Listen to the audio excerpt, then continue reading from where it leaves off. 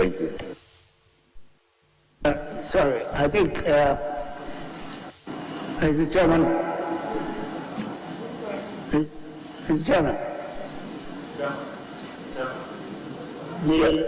the question was a bit muffled, so I couldn't hear part of it. Yeah, You can please repeat. look, for the benefits of repeat, the Ghana-Cote d'Ivoire Sustainable Cocoa Initiative, the bilateral arrangement that was established with Cote d'Ivoire to promote, among other things, better pricing for farmers and to combat cross-border smuggling of cocoa and to promote other mutual interests in respect of cocoa production. Some 2-3 years on the implementation, what are some of the gains that this bilateral collaboration has yielded for the country, and what steps would you take, one given the nod, to sustain the gains, the gains yielded from this bilateral arrangement? Thank you. Thank you, Honorable Chairman. Yes, this collaboration started 3 years ago, but it's only this year that we've actually implemented it. We've implemented it. The LID, the Living Income Differential, is to do with the fact that on top of the premiums that the chocolatiers and processors abroad pay for the produce from Ghana, for instance, on top of that, every ton of cocoa that we sell to these importers abroad, they pay $400 on top. So in the case of Ghana, we are talking about $200 premium, natural premium, historical premium. So on top of 200 pounds sterling on the London terminal, there is also the $400 per ton that these customers have to pay under the LID.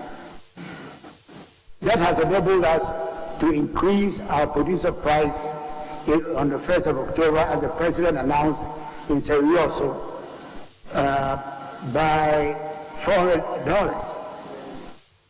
So that went straight to the farmers, and they are still benefiting from it. It's only recently that it has emerged that Cote d'Ivoire is having problems in implementing it, because there is virtually a boycott by a section of the international traders of Cote d'Ivoire cocoa. And of course, they know that Cote d'Ivoire produces the chunk of the total production between us and Ghana. They do something like 2.5 million metric tons. Ghana is doing around 900,000 metric tons. So there is a lot of pressure on Cote d'Ivoire at the moment, which is causing a distortion in the market and is making it difficult for the implementation of the LID in Cote d'Ivoire. But we are in touch with the authorities there to see what we can do in order to sustain the whole arrangement. In fact, 3 days ago, I was at an international conference, International Fund for Agricultural Development. We had our 44th council meeting. I'm a governor there. And because of the COVID, we couldn't go to Rome. The key speaker happened to be the chairman of Mars Chocolate. And I confronted him after his speech with this question, that you are saying that you are doing all you can in Indonesia to help smallholder farmers. Here in West Africa, we have the late LID with you, and some of your, you are not abiding strictly by the arrangement, you know. Oh, the answer he could give was that, as far as Mars is concerned, they are keeping to their side of the bargain. And of course, it is an international conference. I couldn't have a banter with him on the issue. So I had to leave it. But it definitely is coming up under some strain, because the cooperation that we expected our customers, international customers, to bring to the table seems to be wobbly as we speak. But we are still working on it to make sure that it stays on course. Thank you. And finally, Mr.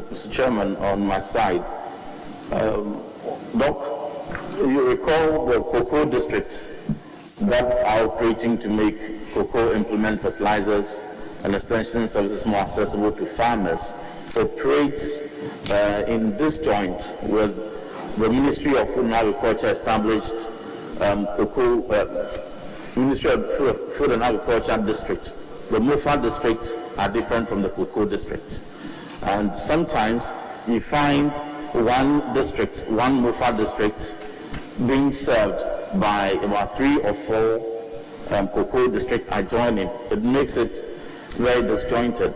Would you consider an expansion of cocoa districts in streamline with the MOFA districts, such that there will be one clear direction where farmers would access cocoa implements and extension supports from?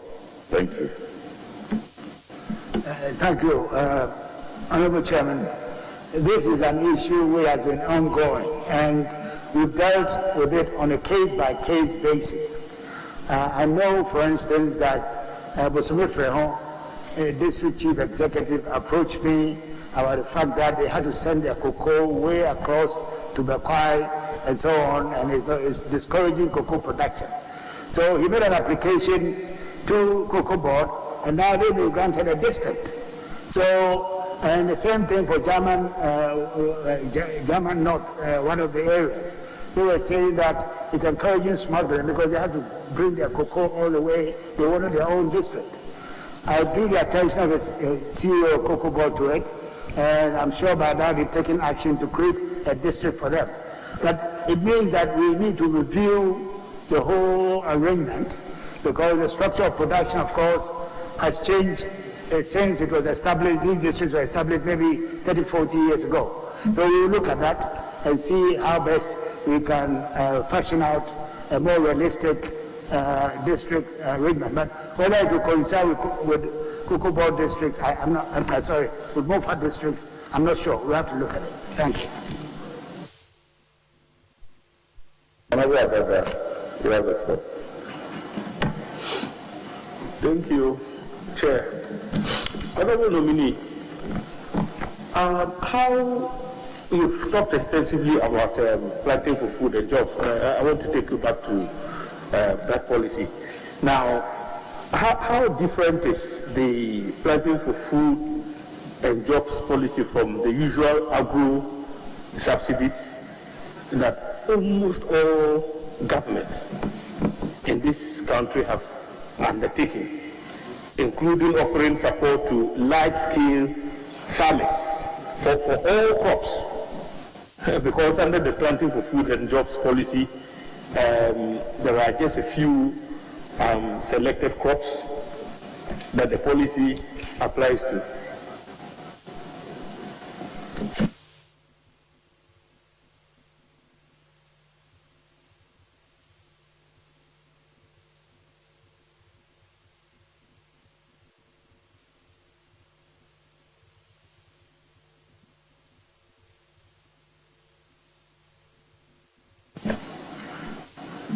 Thank you, Honorable Chairman. The difference is very simple. It's the scale of it. The scale of it in terms of the amount of resources, public resources going into these areas of subsidy, and the quantum of it, the number of farmers benefiting from it. That's the difference. And it's such a difference that is unprecedented. And I have the statistics to support what I'm saying, in the sense that if you look at budgetary resources which has gone into planting for food and jobs, it is such a massive increase, and I just want to give you the very accurate statistics to demonstrate the point that I'm making, and I don't seem to be fighting. Just a second.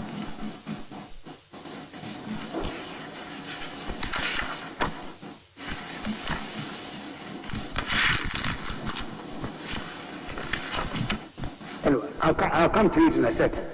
So, for instance, before 2017, this fertilizer subsidy was put in place by the Kufuor government in 2007.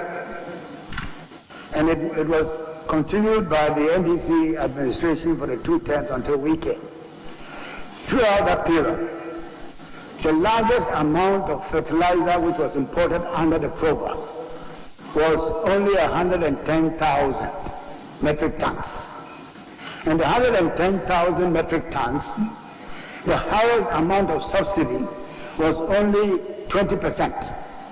20% between 2007 and 2016.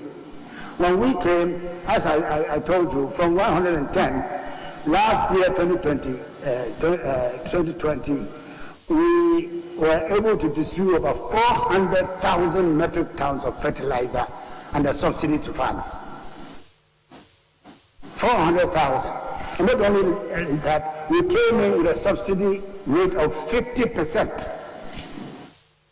So in terms of scale, and as I said, from 2,000 beneficiaries in 2017, we are talking about 1.7 million beneficiaries in 2020.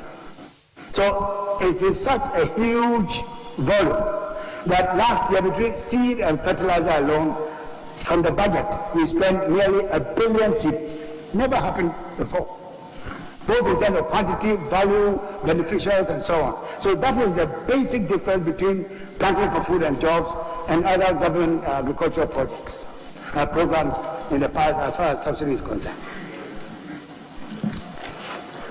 Now, Honorable Nominee, notwithstanding the difference in quantum, that is what you say is the difference.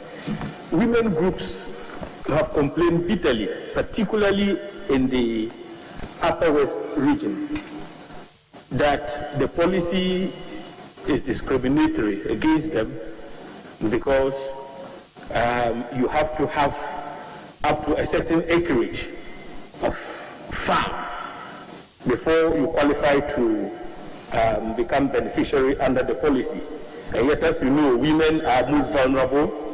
Most of them are below the poverty line, so they are not able to benefit under the policy. Secondly, the category of crops that the policy covers does not include groundnuts. And you know, in that part of the country, groundnuts farming is the mainstay of women in particular. How do you intend to address this challenge associated with the policy?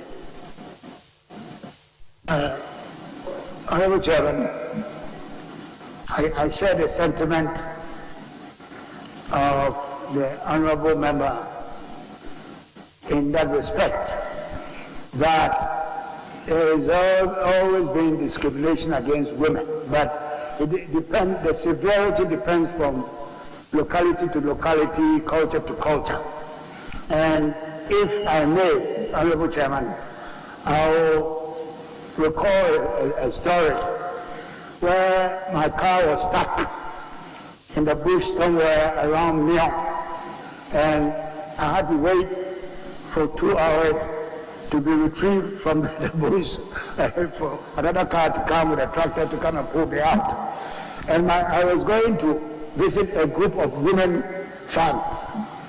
We waited. When I got there, it was 7:30. Luckily for me, the moon was so bright, we had the meeting. There were about 50 of them. It's a small village, but there were about 50 of them sitting under the tree waiting for me. And we had the meeting. And their complaint was exactly what you were saying, that we should give them special project. We shouldn't add them to their husband's requirement, because very little comes to them. And I was very sympathetic to that. Fortunately for me, the regional director of agriculture was with me. So we thought that we should make that as a pilot, make a special program for the women in that village to see how that will come up. To be honest, this was about 2 years ago. I haven't gone back to check about the impact, first of all, the action that you took to make sure that the women are separated and given special treatment, and if so, what impact has it got on production and so on. But now that you reminded me, I'll go back to see how this thing works, because you're right. Government programs of a rural nature tend to favor men more than women and kids and children. So we have to be able to design these programs or fine-tune them to make sure that there's a balance between on the gender issue. So I'd like to thank you for bringing that to my attention. Final question. Honorable nominee, the last time the Minister Designate for Roads appeared before this committee, like you are appearing now, he gave strong indication that the Chuchuluga Sandema Wesi road is one of priority for this government because of the agricultural potential that the Fumbisi, Wesi, Bedembilisi valleys comes with. Now, and he further indicated that so the Ministry for Roads and Highways is going to collaborate with the Ministry for Food and Agriculture to open up the valleys which are noted for rice cultivation. Now, what concrete plans do you have from the perspective of Agric to open up the Fumbisi, Bedembilisi, Wesi valleys for rice cultivation? Thank you. Honorable Chairman, the area the honorable member is talking about was one of the first areas I visited as an undergraduate in agriculture at the University of Ghana. And they took us there to show us that these are valleys, about 18 of them, that can supply the whole of West Africa with rice. And when I became Minister for Food and Agriculture, I don't know how many years after, it was about 3 years ago when I visited, I was very disappointed to know that only 1,300 hectares had been developed out of I don't know how many. So it's really wasting natural resources to find these valleys which are ideal. Academics accept that that is a place, farmers and so on, but very little development. And in fact, I was in the company of the President of the Republic, the chief of Fumbisi, appealed to us to come and open an agricultural college. And it's very much on my cards to do so. But not only that, we intend, as we speak, under one of our projects, we are clearing over 2,000 hectares. Don't forget, all those years, 40-something, 50 years that I went there, only 1,300 or so has been. We are doing 2,000 as we speak. You go there, they'll tell you, you can go and see for yourself. We are very determined that we will make sure that God's endowment in Fumbisi is realized. So we are also building a warehouse. We put on a pilot scheme a rice mill, a small solar rice mill, to see how it works. So we have very big plans for the area, you can be assured. And indeed, my Honorable Minister Designate for Roads, we discussed it, that in addition we need the infrastructure to open up the place, whilst we do our bit to do so. So we have very, very big plans for the people of the area, and you'll hear more about that in due course. Thank you. Yes, Honorable Minister. So. Good day, Grand Uncle.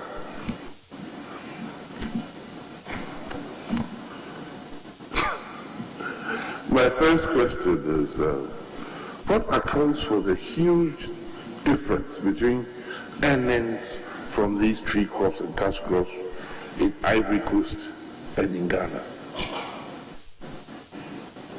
It says what accounts for the huge difference in earnings from tree crops in Ghana and Cote d'Ivoire. Yes, thank you very much, Honorable Chairman. For those who are not very conversant with the subject,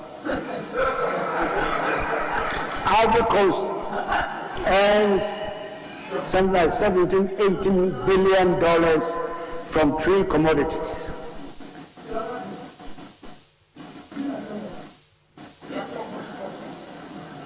Ivory Coast earns something like 16, 17, 18 billion dollars every year from 3 commodities, 5 of them. Ghana, we earn 2.3, 2.5 billion dollars from cocoa alone. And we could do far better. That's the essence of Tree Crop Development Authority.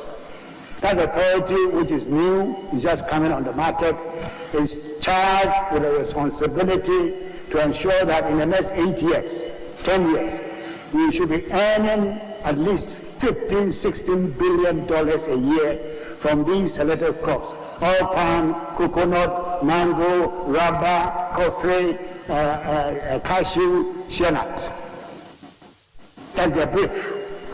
And if the government of Ghana supports this authority, I'm sure we'll be there faster than I'm even thinking. So there's a lot of lessons to learn from Cote d'Ivoire about diversified agricultural economy than the monocrop agriculture that Ghana has been practicing for 140 years since Tetekwashi brought cocoa from Fernando Po. Thank you. But, Honorable Minister, the farmer in Cote d'Ivoire, yes, this is a follow-up. I'll give it back to you. the farmer in Cote d'Ivoire is a businessman. Yes. And he or she invests heavily in what do you call it, plantations, compared to us, where still the largest majority of our farmers are smallholder farmers. How are we going to reach their figures when we use the same smallholder farmer approach? Honorable Chairman, if the smallholder farmer has been able to deliver a world-class industry like cocoa in Ghana with a premium of 200, 300 pounds sterling on top of the London market, I don't see why they cannot do the same with coconut, oil palm, rubber, mango, coffee, cashew, and the rest. We can use the same vehicle to develop. The only thing is that government has not been supportive of smallholder farmers outside cocoa. In the case of Cote d'Ivoire, the research, the marketing, and so on are taken care of just like your cocoa and coffee. In Ghana, it doesn't exist. And that is the assignment given to the Tree Crop Development Authority, that is to establish the research with the research organizations and institutions doing research into these various crops. They should set up the marketing systems. They should use private sector for the development, for the financing of the development and so on, and not rely on the exchequer and all those things. That's their brief. And I'm sure you may not forget that it's only recently that bill came here for this August House to bring it into law. Unfortunately, the President has inaugurated the management and the board. And they are yet to be given their seed fund. And I'm talking to the Minister of Finance to make sure that happens, and they will be off the tracks. Thank you. Yes, you may continue. Thank you. With the support of buffer stock, Free SHS has been able to manage very well as far as feeding students are concerned. What is missing is that how is it that we are still not able to give, through buffer stock, enough cocoa products for our secondary schools? What? I said through buffer stock under your ministry, Free SHS has benefited a lot in economies of scale, quality of the food that are supplied. Why is it that we are not able to do the same thing for cocoa products to our secondary schools? Cocoa products are being supplied from Ghana Cocoa Processing Company in Tema. Cocoa CPC, as they call it, is 2/3 owned by Ghana Cocoa Board. They've had their problems, their financial problems in the past where they went and borrowed 15 years ago, 20 years ago. They borrowed in dollars, and so the depreciation of the currency really brought about the collapse of that company. It's only under the current management that that industry is trying to revive itself with a new arrangement that I have put in place between Cocoa Board and CPC to make sure that the company revives. It's got a lot of potential. And I'm glad that the collaboration is working.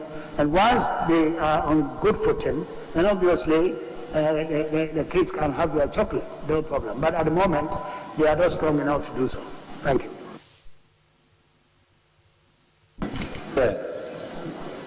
I'll go to first. Thank you very much, Mr. Chairman. Honorable nominee, I want us to go back to a matter that was raised by the minority leader when he engaged you a while ago. It involves the impasse between Fruit Terminal Company Limited and the Fruit Export Terminal Ghana Limited at the ports and harbors.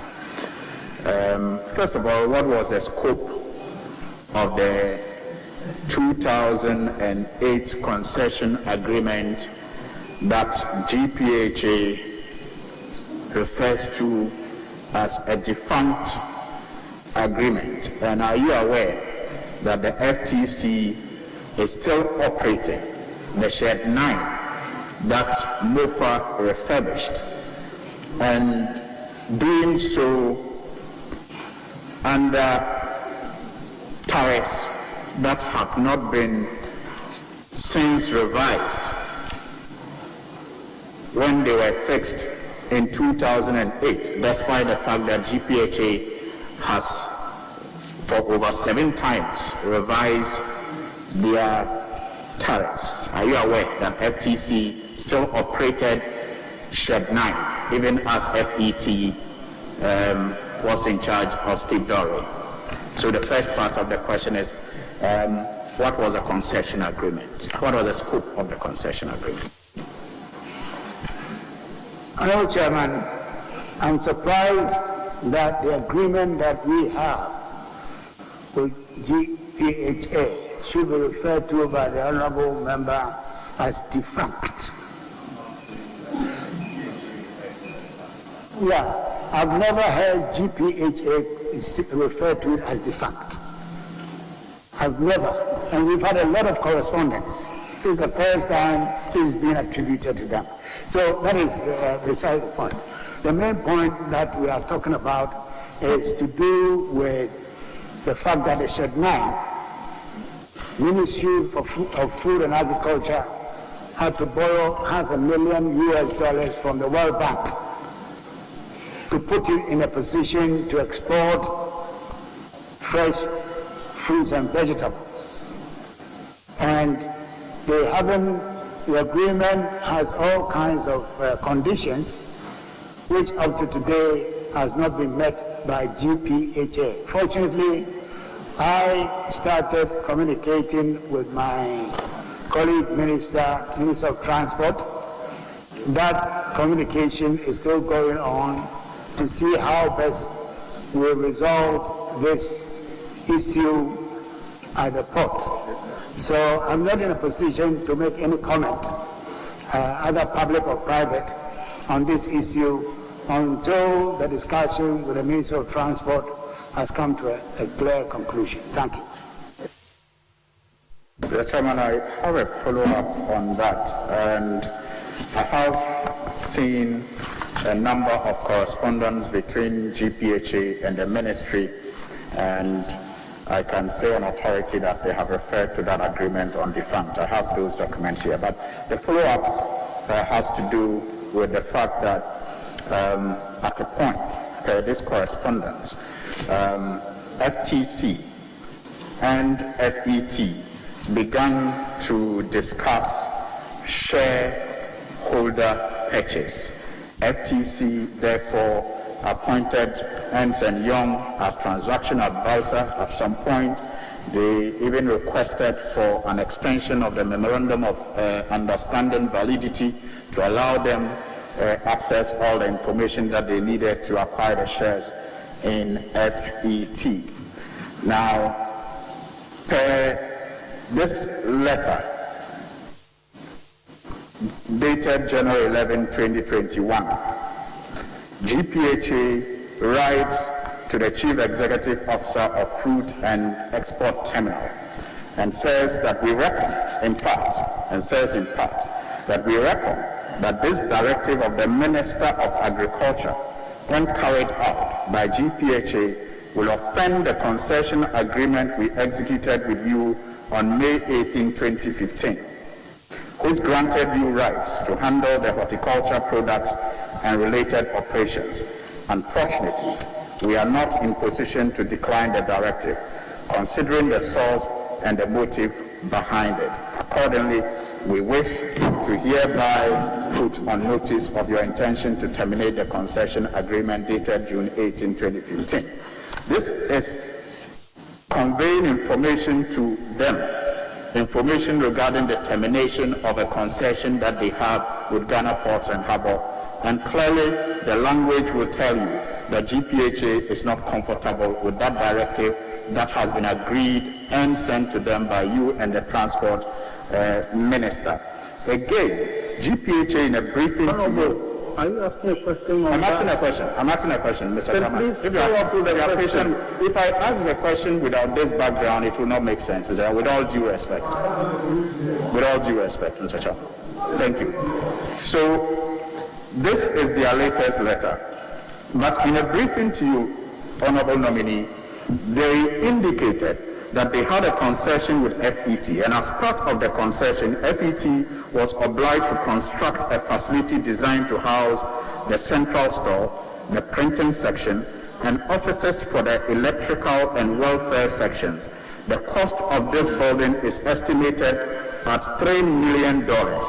And according to GPHA, FET has actually carried out all these projects. According to GPHA, worth $3 million.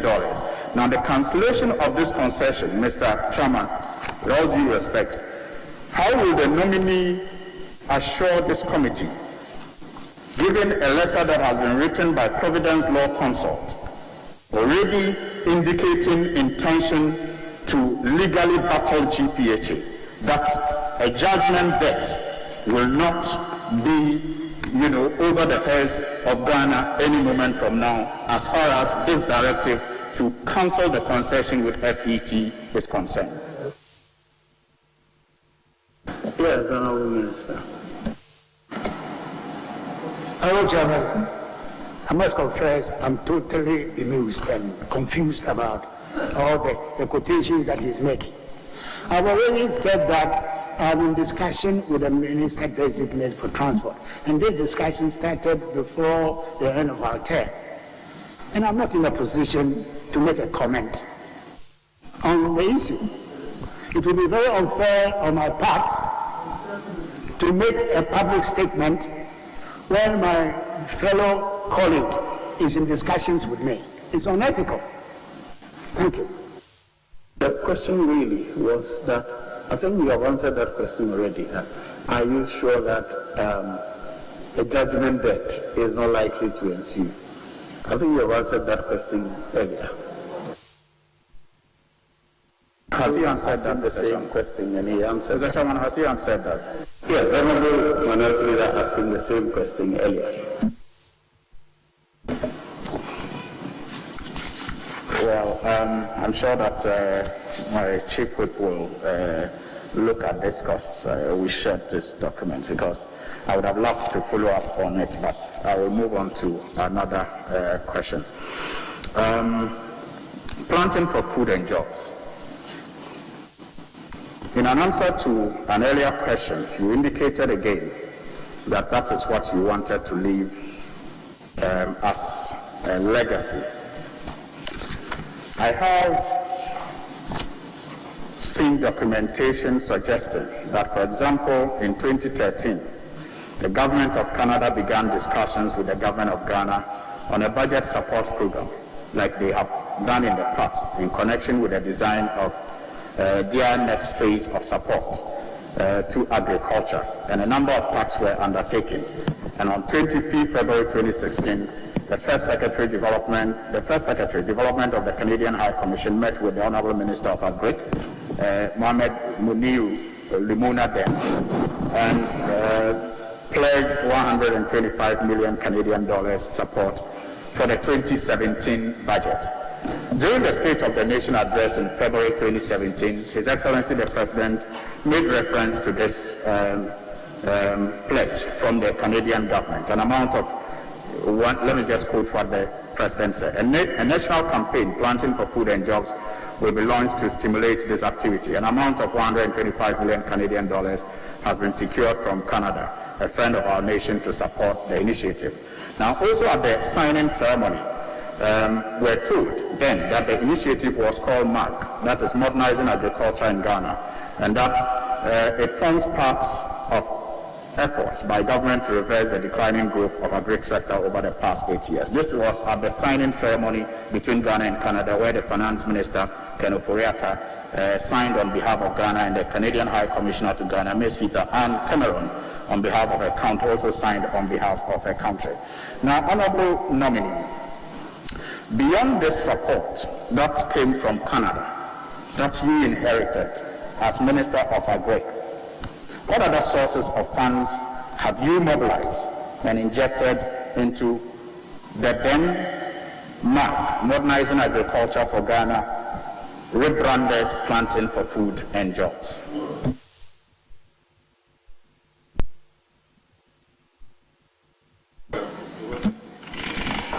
Yes, Honourable Minister.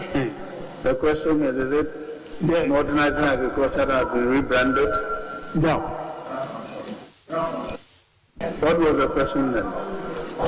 The question traced the relationship between Canada and Ghana and the offer of 125 million Canadian dollars to support modernization of agriculture.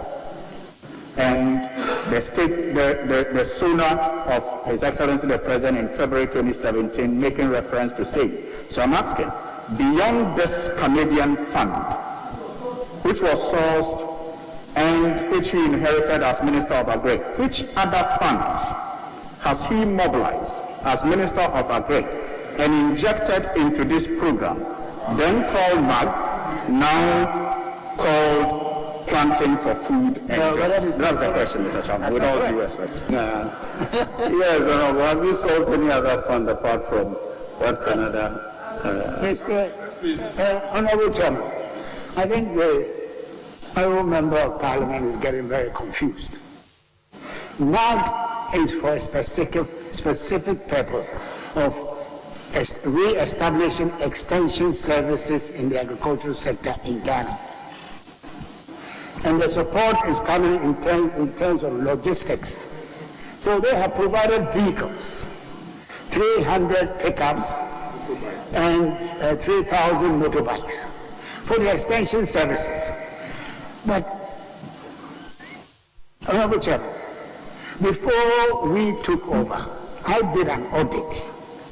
The extension said I was supposed to be handling over 4,000 extension officers. When I did the audit, there were only 1,600. And out of the 1,600, 80% of them were going on pension in another 2-3 years.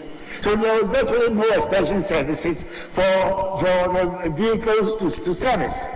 I had to come to Cabinet to ask for an exclusive. Minister, so you have, your program is different and your thought of funding is different. So I don't understand what you're saying that it's called Planting for Food and Jobs.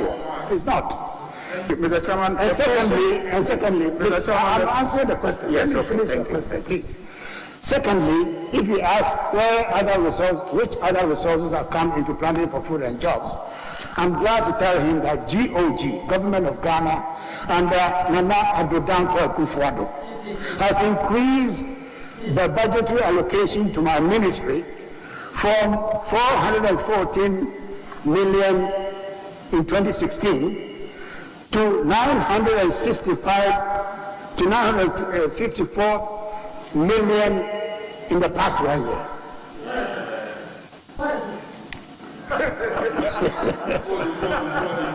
So is our own resources which has gone into Planting for Food and Jobs, not any Canadian or any foreign intervention. It is a commitment of the President of the Republic to see to it that we put agriculture on a solid footing. And that's where the resources are coming from. Thank you. Mr. Chairman, with all due respect, budgetary allocations to ministries have always increased year by year, and from 2000 to 2000. I will kindly ask you other question, please.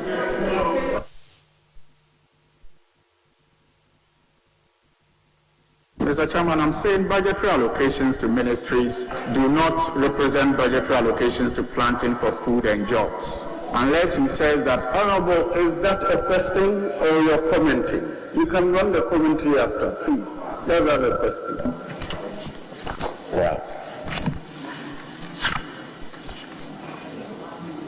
we do what we do on behalf of the people of Ghana. My next question, planting for food and jobs still. Mr. Chairman, I've seen a number of research reports.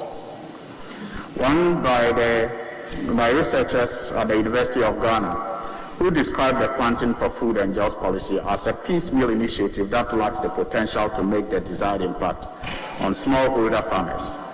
Now, this was a research carried out with the support of the Peasant Farmers Association of Ghana in collaboration with the Oxfam Private Enterprise Foundation and other partners. There's another one published by USAID titled Assessment of Implementation of PFG Program, Lessons and Way Forward.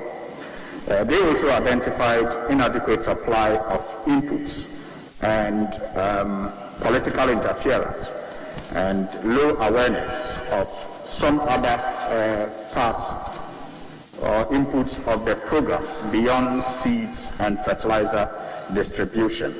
Then there's another assessment by Imani that talks about the fact that mechanization of the farming process is not that, highlighted by the program. Mr. Chairman, the question to the nominee is, with all of these findings, what quality assessments exist for the aim of the project, first of all, and the seeds, especially that are produced, and what support exists for especially local seed producers, so that at the end of the program, we will have empowered and build local capacity for especially the production of seeds in this country, and how timely are payments made to these suppliers?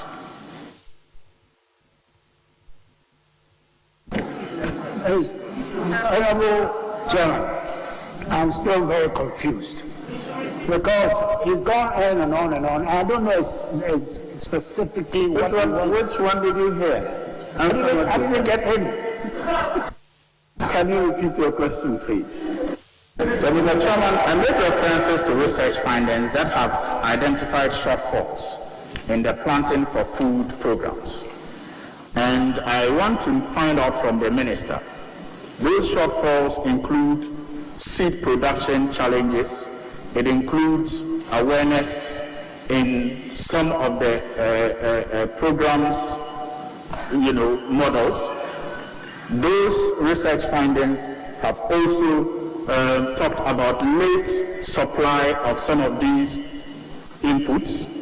And I'm asking the minister, what quality assessment programs are in place to ensure that these shortfalls identified by researchers are addressed, especially in relation to seed growers, local seed growers, the capacity building for local seed growers, and how timely are payments made to especially suppliers under this project? That's the question.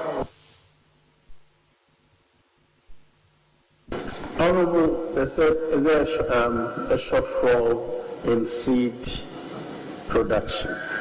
Do you pay them timely, those who produce the seeds? Which one was the third one?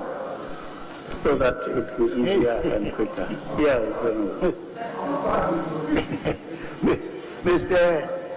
Honorable Chairman, he's been very selective. He's been very selective in his choice of literature, because I can also cite 10 different research work which is saying that Planting for Food and Jobs is doing wonderfully well. But I don't want to go this committee with it.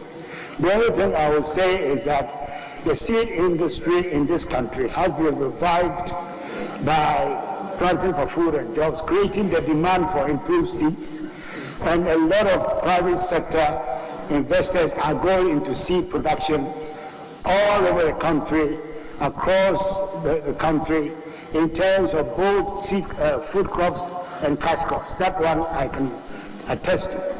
So as far as we are concerned, there's a lot of stimulus going on for input providers in the private sector, which is what we target to do. Thank you. Mr. Chairman, the next question, Honorable Nominee, what has been the source of procurement for fertilizer and chemicals, especially at Cocoa Board, since you became minister? Sole sourcing, restricted tendering, what has been the procurement procedure or process used in procuring fertilizer and chemicals? If you are talking about the Ministry for Food and Agri, Honorable Chairman, it is as transparent as any process would be. We advertise in the newspapers, all the newspapers in the country. It's on radio every year that the ministry is looking for A, B type of fertilizer, organic, this. And we go through the procurement process. So it's called, please, could you direct your questions? Honorable, look at me, address me. Ignore us, please. But it's disrupting my... Honorable, we all do aside. You should just ignore them. Please talk to me. Mr. Chairman, we are very transparent in our dealings with our procurement in the Ministry for Food and Agriculture. Thank you. Yes. John. Thank you, Mr. Chairman. Congratulations to the honorable nominee. And you have achieved a lot in line with the vision of His Excellency the President under Planting for Food and Jobs. And but one area that the farmers are not so happy is the poultry sector. As a result of cost of feed and heavy competition from importation of birds into Ghana, it appears poultry farmers in Ghana are uncompetitive. You have indicated that you are going to give special attention to the poultry sector, and that Agri Development Bank is also coming on board. I want to find out, is there a way, as a way of doing something differently, is there a way we can use the Ghana Commodity Exchange to provide an offtake arrangement with these poultry farmers to help them to become more competitive on the market? Thank you.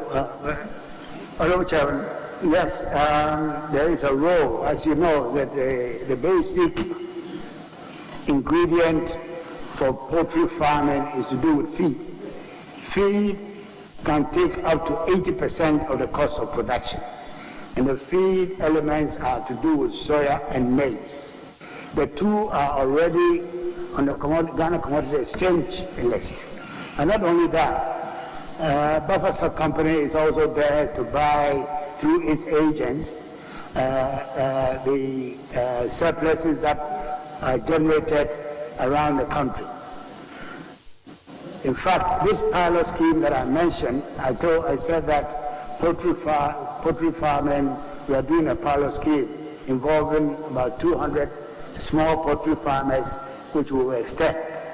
It brings together the maize and soya producers It brings together the processors, soya meal milling processors and maize meal milling processors.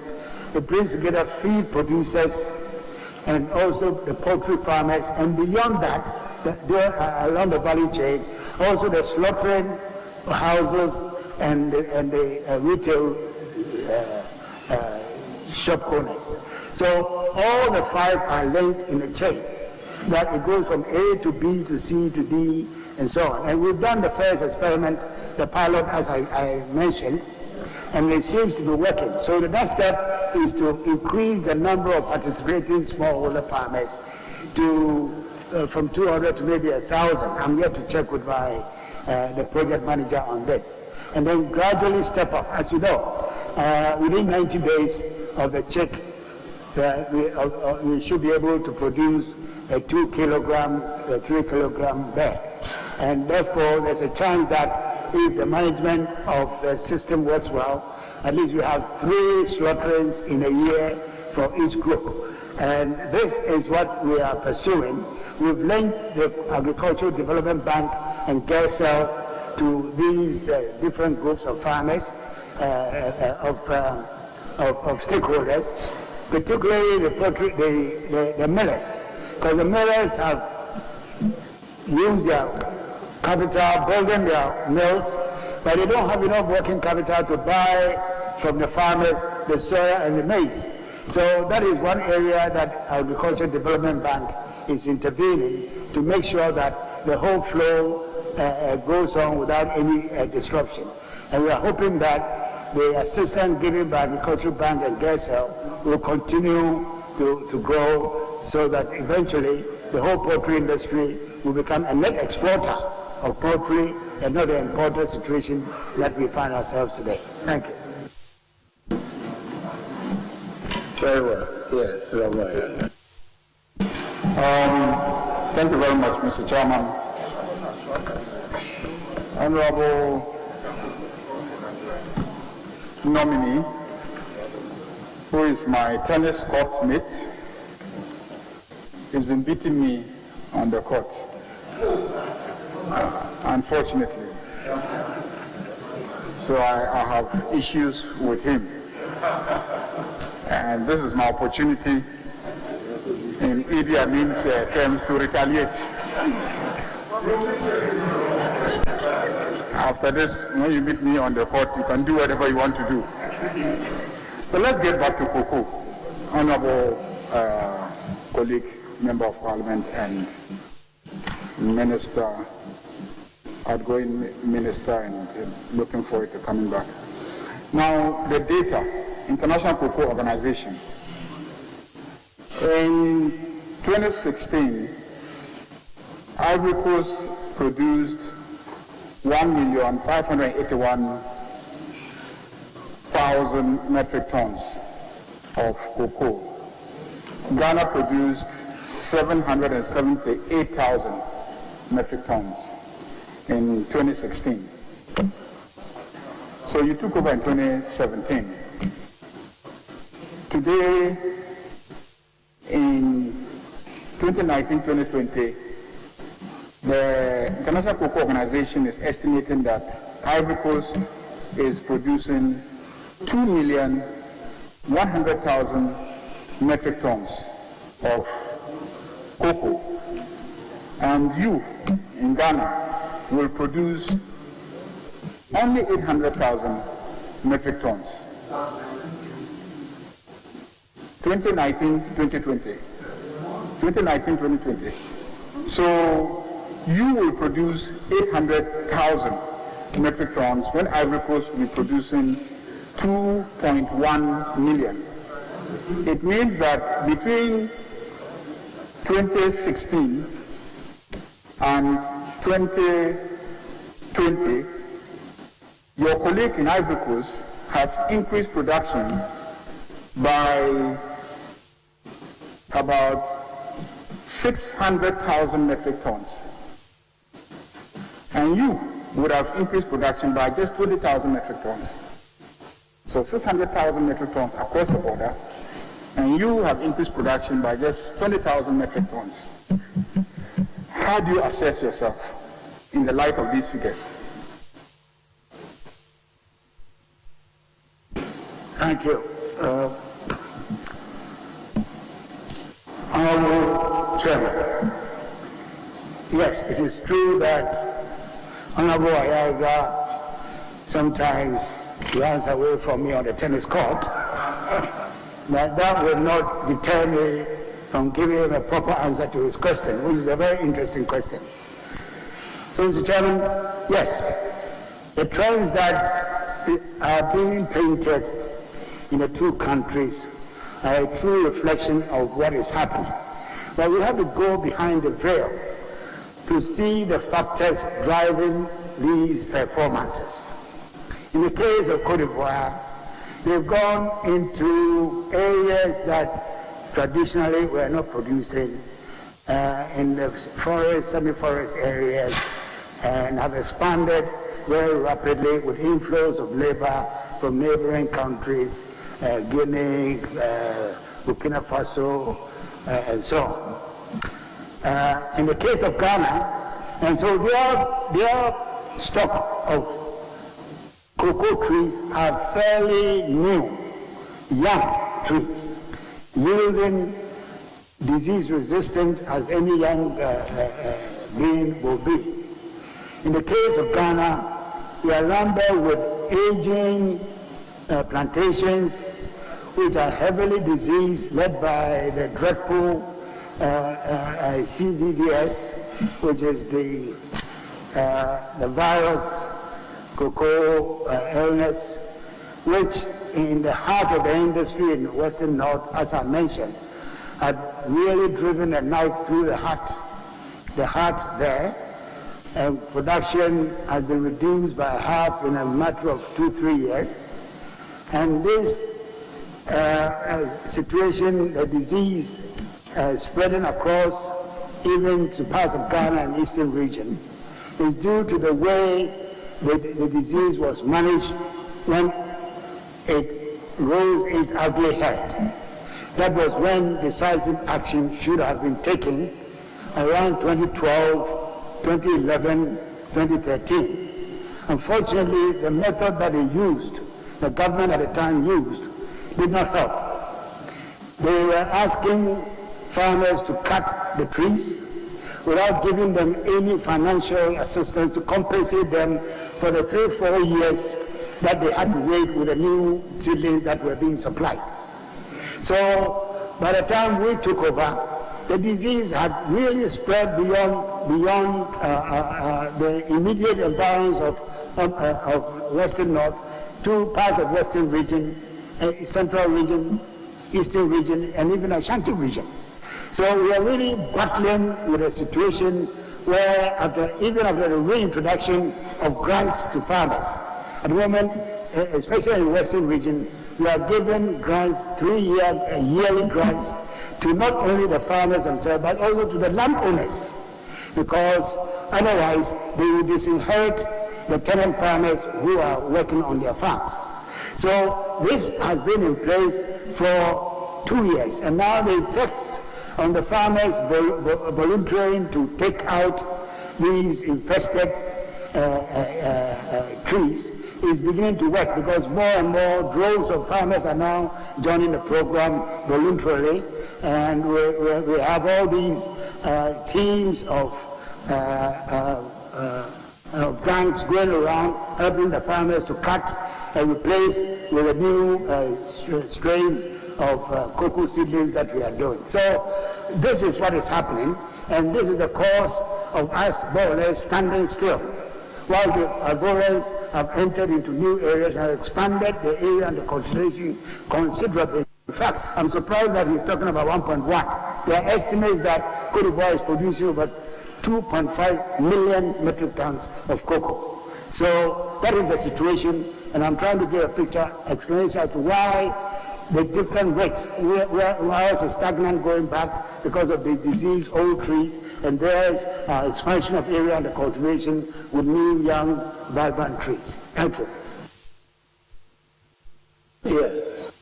So, Honorable If I got you right, are you suggesting that the AFDB facility, which you procure, is likely to assist in addressing these challenges in the industry by way of rehabilitation and creates a new environment for our farmers to get a better yield? Absolutely, Honorable Chairman. It means that this, we've been negotiating for this loan for about 2-3 years, and it's only last year that was finally approved.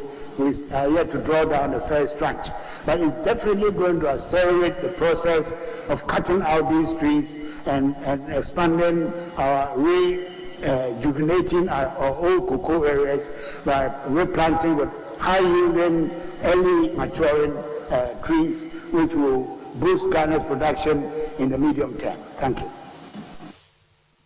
Yeah, so you are correcting my figures. You are saying that the Ivorian estimate is actually 2.5 million. 2.5 million. So that just buttresses my point that they increased by about 1 million and then you increased by 20,000 tons. Now, you are attributing almost every reason why this is happening to cocoa disease. Don't you think that the key difference is in the liberalization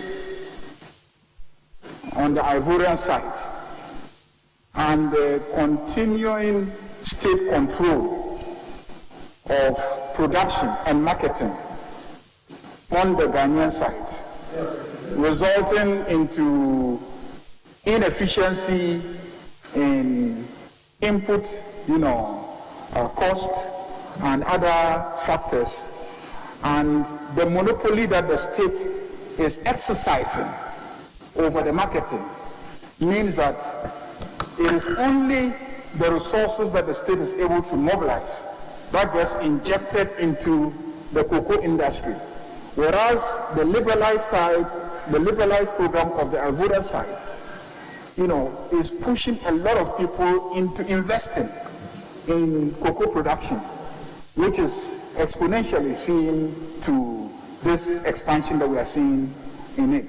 So are you willing to really reconsider this state control and monopoly of inputting into cocoa production and the marketing of cocoa produce and the monopoly in the export of cocoa products in cocoa beans in Ghana? Thank you. Honorable Chair, I think Honorable Ayaraga is asking all the right questions. And it has an underlying philosophical implication as to whether state control of private sector control is the best. This argument can go on forever. But I want to assure him that the system that we have today was actually started in 1947, not yesterday. And it has served us very well indeed. We are just going through a transit period. We were the dominant force in world cocoa production for more than a century and a half. I would want to remind him. It's only the last 20 years or so that Ivory Coast has taken over from us. So we shouldn't despair. At the peak of it in the beginning of the 1990s, Ghana and other African countries came under very heavy fire from the World Bank, from these Washington institutions to liberalize. The best we did was to liberalize the local internal marketing. And we left the core function to the state. And I think those who resisted then did a very good job. Because in as much as we are looking at production and saying the system is better than this, there are a lot of problems with our borrowing system, huge problems that are emerging. And given another 10 years or so, when things mature, we will see the system. But at least in our case, we have decades and decades of experience and have some of the best personnel, technical people managing our industry, from research through marketing and so on. And these are very dedicated people who, by world standards, and compare with any in the world. And I think that we should take comfort in that and not look at the temporal, short-term performance of production to change our system. Thank you. A follow-up question on that one, sir. No, it's follow-up question, sir. No, please. A follow-up question, please. Let's go ahead. The last time you appeared before us, I asked you a question about cotton production. Cotton production and what? Chair, since he's moving into cotton, Chair, with your leave, since he's going into cotton, may I, as a nominee, would you say that the aspects of the state control, would you say that the aspect of state control in the cocoa sector has resulted in high quality of Ghana's cocoa as compared to Cote d'Ivoire? Because we're talking about experience hands and way we ensure quality control and all that. I am saying that, the metaphor my colleague was trying to create in terms of the yield and all that, and your emphasis on quality. Is it your case that as a result of the state control of aspects of the value chain is what has led to continuously Ghana's cocoa being of the highest quality? Yes, indeed. Honorable Chairman, Ghana is reputed to have by far the best quality cocoa beans in the world. And in fact, the manufacturers of chocolate and other big processors abroad will take just a little bit of Ghana cocoa and mix it with Indonesian and other origins to bring it up to the level. This is why Ghana cocoa has historically had this premium on the terminal market, sometimes as high as 300 pounds per ton. And you are right, the Deputy Leader, to say that this has been possible because of the control, the central control that we have, and ensuring quality assurance and so on in the industry. Thank you.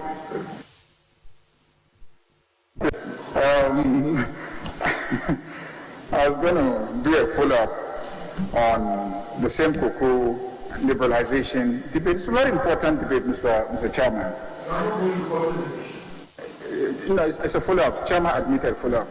Now, if one country next door liberalizes and is able to increase income on those cash crops by, you mentioned, was it 1 billion or 18 billion? I mean 8 billion or 18 billion? Was it 18 billion is what comes to Ivory Coast through liberalization of the tree crop sector. And we get how much? 2 billion. 2.5 billion. Okay? That's in terms of income to the country, whether it's coming to government or private sector or it's being shared with international investors or whatever. Then production increases. One side is producing, 2.5 million metric tons, and the other side is producing 800,000 metric tons. 800,000 metric tons. I mean, how can you say, because you are ideologically opposed to liberalization, this stark evidence of progress generated by liberalization is a problem? And how can the quality of cocoa production be tied to state control? It's a function of agronomic practices. and supervision and the quality of seeds and fertilizer and etc., which the state could still supervise and control, even if it is being done by private sectors through your various regulatory institutions, Crop Research Institute, the Fertilizer Committee, and all those other bodies. Are you just opposed to liberalization ideologically, or you think liberalization cannot produce for Ghana the values and the income and the results that it is producing for Ivory Coast? Thank you, Honorable Chairman. I wish we were in a different forum to debate this subject.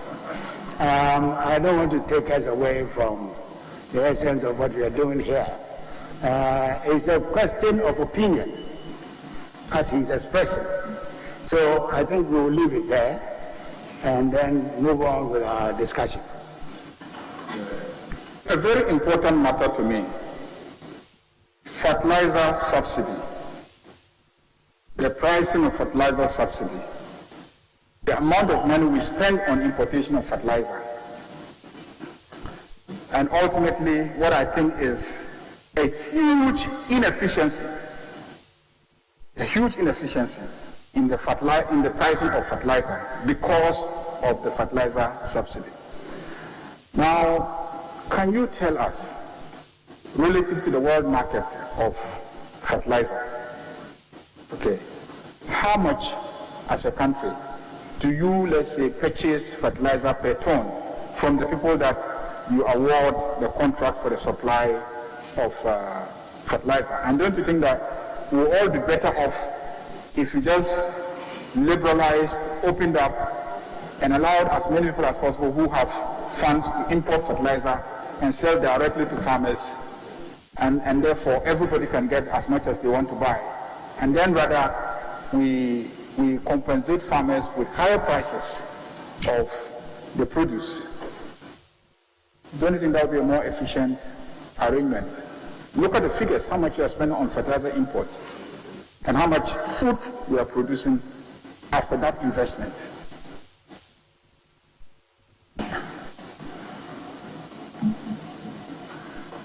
Honorable Chairman, I don't think that Honorable Ayaga wants to pursue me for a debate. The fact of the matter is that if you talk about the amount of money government spends on fertilizer and seeds, the quantity of food produced, and you put a figure on it, it is a very lucrative business for the government to invest in agriculture. If you take maize and the others, in the first year, where we have the full figures for 2017 and 2018, government invested something like 600 million in 2018, 600 million, no, 2019, 851 million cities. Now, the amount of food produced in terms of the grains, the direct effect, we are talking about the farm gate income of 1.8 billion cedis. There couldn't be any better business than that. Apart from the surpluses that come to the cities, much cheaper, lowering inflation, all the macroeconomic benefits, directly pockets of farmers who will then spend the money on secondary things to increase the economy. You can't put a figure on it. So for me, it is a very good investment, except that you have these thieves who want to cheat the state by taking it and crossing the border with it because they stand to make a lot of money for themselves.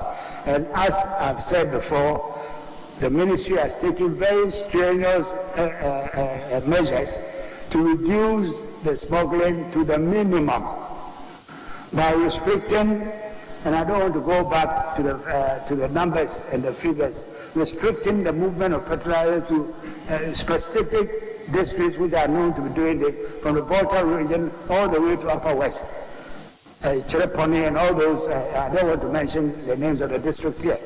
So,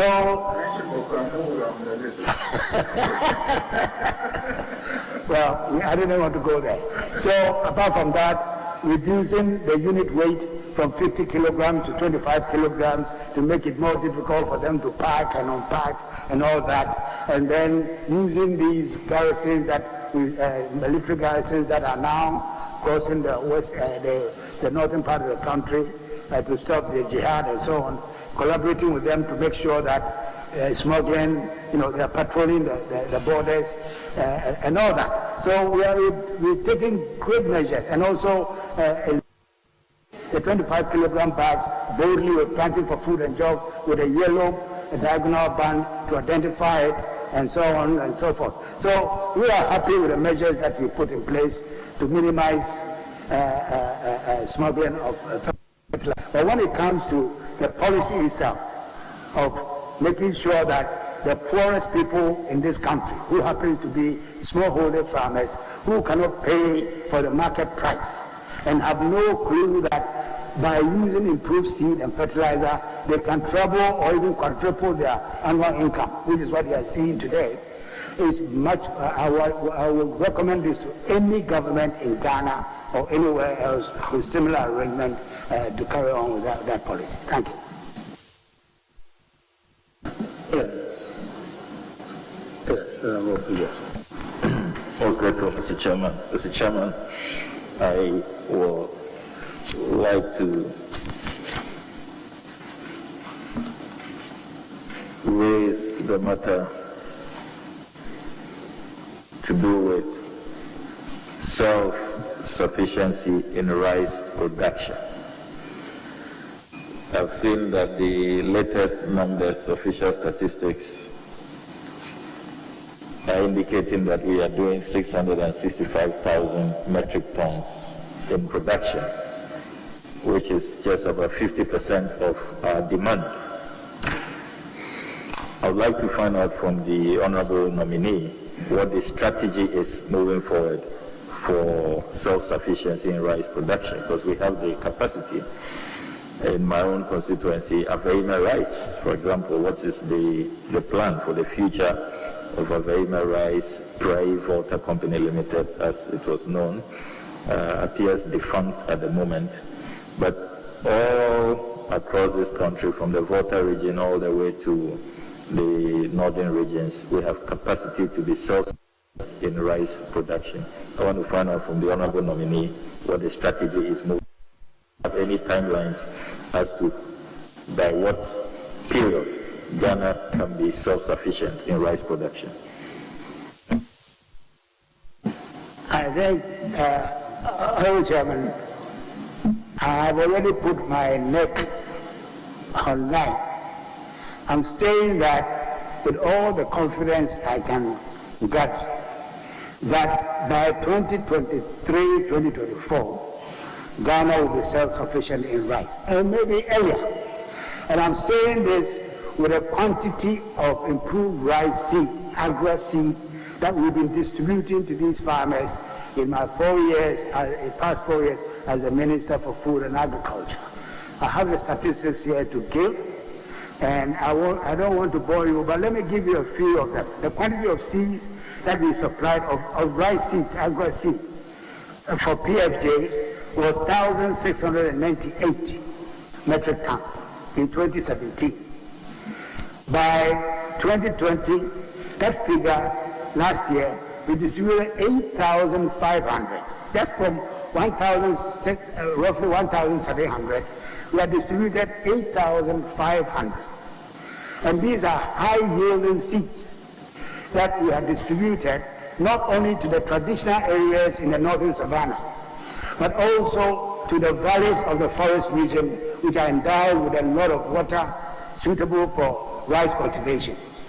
That the preparedness of the farmers to actually accept this new rice strain.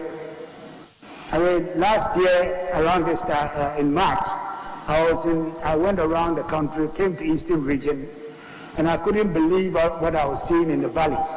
They become like Galamsey sites. Young men and women pouring into these areas, growing rice, because the farm is so profitable that the uptake, they just even couldn't wait for Ministry of Agriculture to bring them the seeds. They were using Some of them are using traditional local seeds to plant. And you could see the difference between the agro seed and that. So we know that this will continue. We will continue to provide them more and more of these seeds. And with that, the yield are much higher. So we know that by 2023, 2024, in terms of actual production of paddy rice, we would reach the mark. The biggest constraint of all that is to do with milling capacity. Honorable Chair, milling capacity, we estimate Ghana has a milling capacity of only 400,000 metric tons. If you want to reach 1.2 million metric tons, and you have only capacity for 400,000 metric tons, then you are in trouble. But in a way, we've been relieved by the demand for Ghana paddy rice from Nigeria and others. They are coming here and mopping up. And until the private sector, because government hasn't got money to be installing mills, so until the private sector, which has also started investing in mills, can catch up with the demand for milling capacity in Ghana, at least we'll be held by our neighbors so the farmers do not waste their time producing and sitting there without any buyers. There are buyers from outside the country who will take them away. So the farmers will continue to produce so long as we give them the rice, seeds, and so on. So we are very confident, Honorable Member, that we will be able to do it. Abeime rice. Well, Abeime rice is very famous. We all know it. You mentioned this company, which Prairie and so on. They've been in dispute with us. I came to inherit that dispute. It still goes on unresolved, which is unfortunate because they came with very good intentions, and at the moment, all the areas that they prepared for planting have been taken over by private people, which is also very good, and most of them are young people. I've met a taxi driver in Accra who's farming rice near Abeime. A lot of young people, even teachers, doing it part-time and so on, which is very encouraging. So we are here to help. So any member of parliament who can organize in his area a group of young people who are prepared to give them the seed and support them with the fertilizer and so on to make sure that they get some benefit from what we are doing. Thank you. Mr. Chairman, my second question relates to concerns I have reading the Auditor General's report for 2018 and 2019, particularly with reference to the audit they have carried out on the planting for food and jobs. The audit report for 2018 at page 167, the Auditor General reveals that there is an outstanding debt on planting for food and jobs of 2,889,289. 2,889,289. And if I can read the paragraph 364, it says, under the planting for food and jobs, farmers are provided with farm inputs. The farmers are required to make upfront payment of 50% of the farm inputs before the farming season, and the remaining 50% loan payable after the farming season. During our review, we noted poor recovery of the loans from the farmers after the farming seasons. In 19 offices visited, we observed that out of the total of 5.5 million granted, only 2.2 million has been recovered thus far. This is 2018. In the 2019 report of the Auditor General, the matter comes up again at page 125, and this is at paragraph 252. Failure to recover debt from defaulters, 2,728,440 Ghana cedis. And it says indebtedness of tractor and equipment beneficiaries. That's also 3.1 million Ghana cedis. That's at page 130 of the report. At page 125 of the report, we are also told that failure to recover debt from defaulters of the Planting for Food and Jobs program, 2,000,000 728,440. So you're making all these investments, but the Auditor General is pointing to leakages. And I'm worried, will the PFJ be sustainable if these losses and these leakages with the Auditor General is reporting continues? Are you aware, are you privy to these audit findings, and what are you going to do to stop the hemorrhage? Thank you, Mr. Chairman. Yes, I'm aware of these debts, these outstandings. But you know, you have to take it in context. We are talking about hundreds of millions of cedis worth of inputs, and these 2.8 million cedis and so on, even the banks do not recover to that level. It doesn't mean that it's not important to us. It is very, very important to us, and we are taking measures. And as and when we go, we are collecting. It's not a debt. It's not written off. It's still standing in the books. So we are aware of this. In fact, we have a dedicated auditor who goes around the country looking at these and reporting back to me directly as to how much of the debt in this district has been paid by who and all that. So I can assure the honorable member that it is not something that we are leaving unattended. I'm actively on top of the issue. The more, it's really a question of education. The farmers realize that before we gave these facilities, and I'm sure if the honorable member has his constituency, they will confirm to him that these facilities had never been provided by anybody. This is the first time. And they realize that they're endangering their chances if they carry on, because once you have a debt in a group once and twice, that's it, we cut you off. You and the whole group, you never benefit from the subsidies again. And initially, when we came and we said this is a penalty, they thought we were joking. But we put that into practice, and that's making people pay, because if you look at the percentage, these figures that you've mentioned, 2.8, 2.7, 3.1, 2.7, and yet I'm talking about an increase from 414 million for seed and fertilizer to all the way to 954 million. So the percentage of it which goes unpaid is actually declining. If you look at the absolute figures, you may think but definitely it's declining, and it's because of the efforts that we at the ministry are putting in to ensure that we retrieve, that obviously any credit of that nature in a rural environment, you will never be able to do 100%. But we are trying, that's our target. And I can assure the honorable member that it's not money lost at all. We are pursuing them. Thank you. Thank you very much. My third part of question will focus on your handing over notes. I have a copy here at page 215. I am quite alarmed that of the 3,751 vehicular fleet that you have, only 50 are tractors. That's your own writing.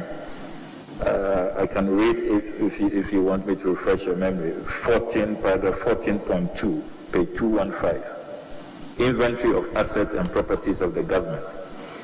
The Ministry of Food and Agriculture's total vehicular fleet of 3,751, consisting of 701 vehicles, 3,000 motorbikes, and 50 tractors and equipment for its operations.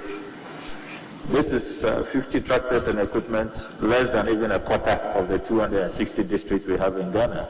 I would have thought that tractors and equipment will rather be more than the vehicles and motorbikes. I can understand that, especially the extension officers who need motorbikes. But only 50 tractors for the whole Ministry of Food and Agriculture? Is this figure accurate, and exactly what is going on?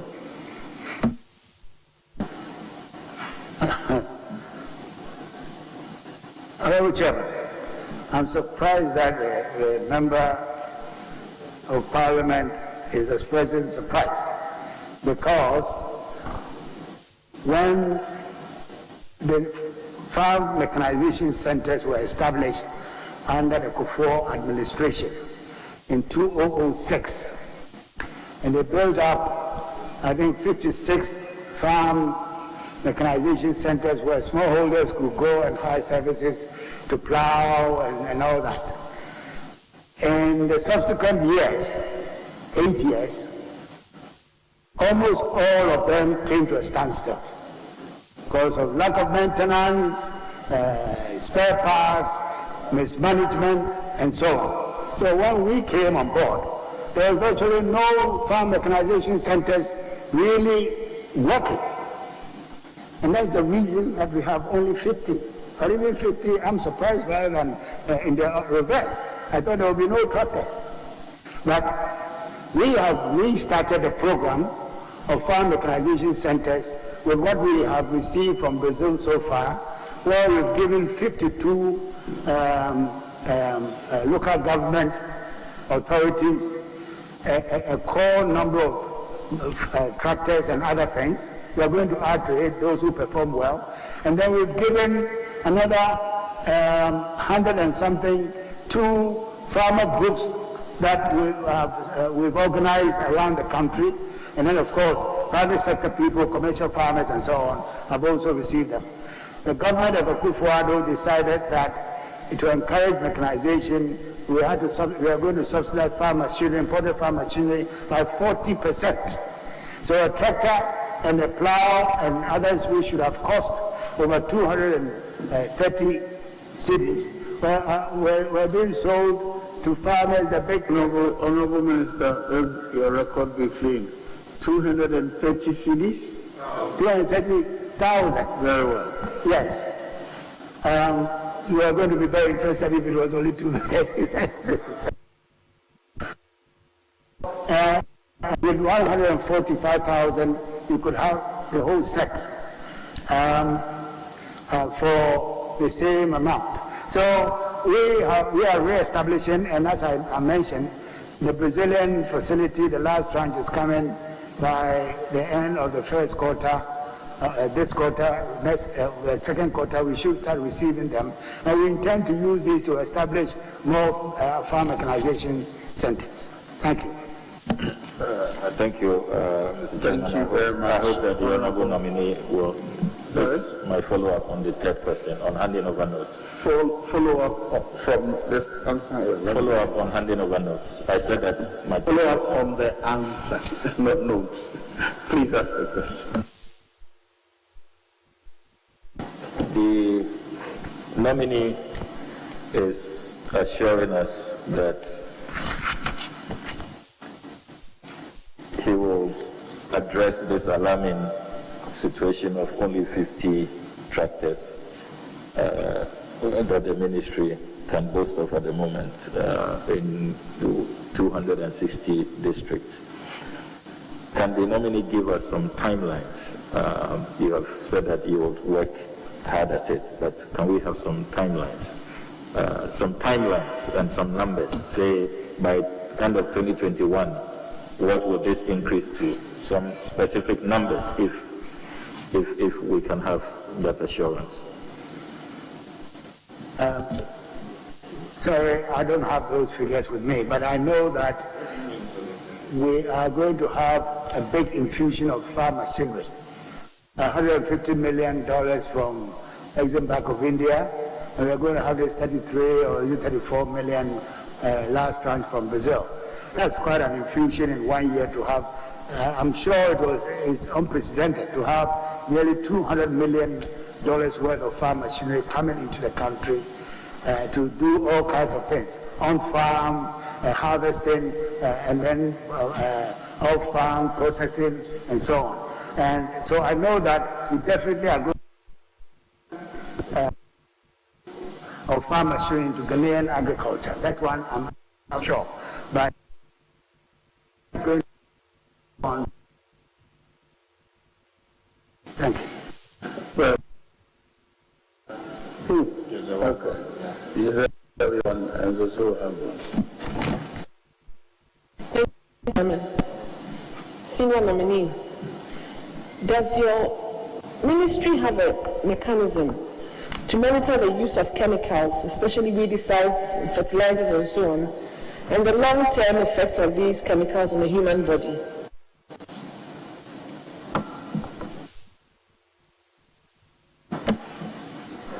Thank you, Honorable Chairman. Yes, we have a division, actually it should be an authority, and we are working towards it, called the Plant Protection, PPRSD, Plant Protection, whatever it is. And they are the ones who are in charge by law in monitoring chemicals, in issuing permits for all plant materials coming into the country or going out of the country, the fertilizers, their effectiveness, the seeds, and so on. So it's a whole department with highly specialized staff who are there. It's just like the Food and Drug Board and the others, Standard Board and so on. They are there specifically for plant and animal life. In that way, they are I would say the plant police men of Ghana. They are at all the borders of Ghana, checking anything, food or plant source going out of the country or coming in, or animals coming in or out, including dogs at the airport and all those things. They have quarantine facilities and all that. So we do monitor chemicals, but the impression hidden in the question is the worry that too much chemicals will be spoiling our soils and so on, which is a concern that has been expressed to me many times. But we shouldn't forget that Ghana has one of the least application of chemical fertilizers in the world. And that's one of our problems, that we are not applying enough chemicals to boost our production, our productivity.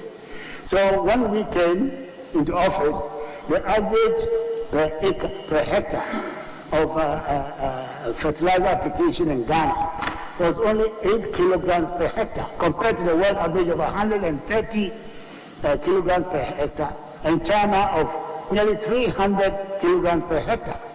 So the West African ECOWAS in 2007, the heads of state adopted a resolution that our target for West Africa is to raise our application of fertilizer to 50 kilograms per hectare. Since we came in, we've managed to increase the per hectare application from 8 kilograms per hectare to last year 20 kilograms per hectare, which is still less than half of the ECOWAS heads of state standard. So we are very far away from polluting the soils and environment with fertilizers. And I can assure the honorable member that we are keeping an eye through the monitoring of PPRSD to ensure that we don't exceed the levels which will harm our environment and the food intake. Thank you. Honorable, I'm sorry, Chairman. we agreed on one each, didn't we? That's what we agreed with the leaders. Honorable, please. Chairman, it's a follow-up question, please. I hope you have enough manpower in that department, though. My other question is, who controls the proliferation of hydroponic systems? Who controls the proliferation of hydroponic systems? Hydroponics. Hydroponics.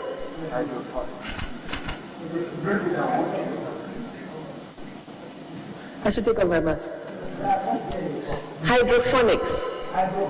Yes. The proliferation of them. Yes. Now I understand your question.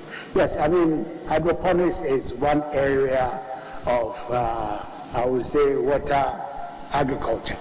And the process that we call the greenhouse villages. And if you look at it to our center there, that's your constituency. So you should visit Bojuase. Yes. So there's a whole area of hydroponics where we are producing vegetables based on just water and the chemicals that are mixed in. Honorable member to visit Bojuasi,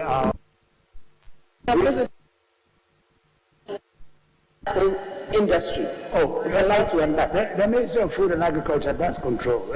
Actually, that Bojuasi site belongs to the Ministry of Food and Agriculture. So it's that 3 of such, including Bojuasi in Ghana, 1 in Dawinya and 1 in Akumadan in Ashanti, which we have done together with the Israeli company. Mr. Chairman, I will engage the nominee later. Yes. Thank you, Mr. Chair. My question has to do with power tilers that was promised in your 2016 manifesto. And having been the minister over the last 4 years, I'm sure you would have some ideas about the power tilers. In 2018 budget of the government, it was stated that the government intends to distribute 1,000 power tilers and 1,000 power tilers. Is it less? I mean, yes. Okay. Very well. Very well. Power tilers.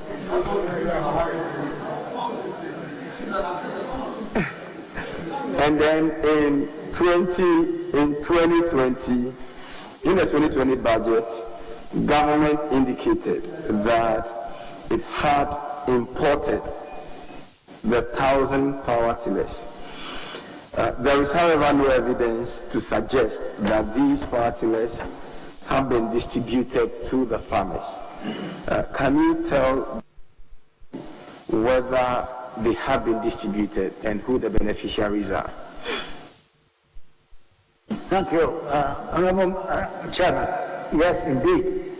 We imported these power tillers from Brazil, and specifically power tillers because we wanted farm machinery technology which would be suitable to smallholder agriculture, not these huge tractors that are beyond their means and even for hire.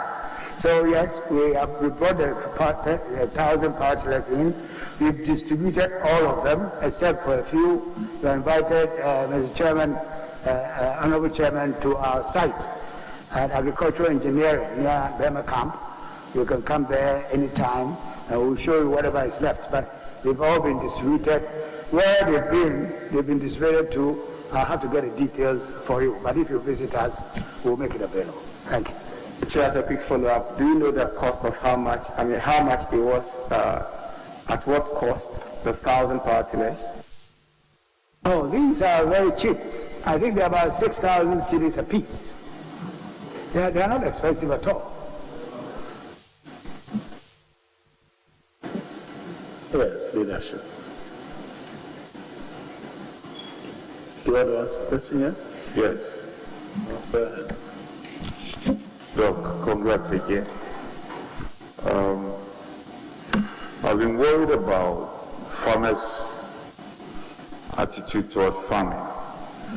I don't know if you have some plan to set in place a framework to educate farmers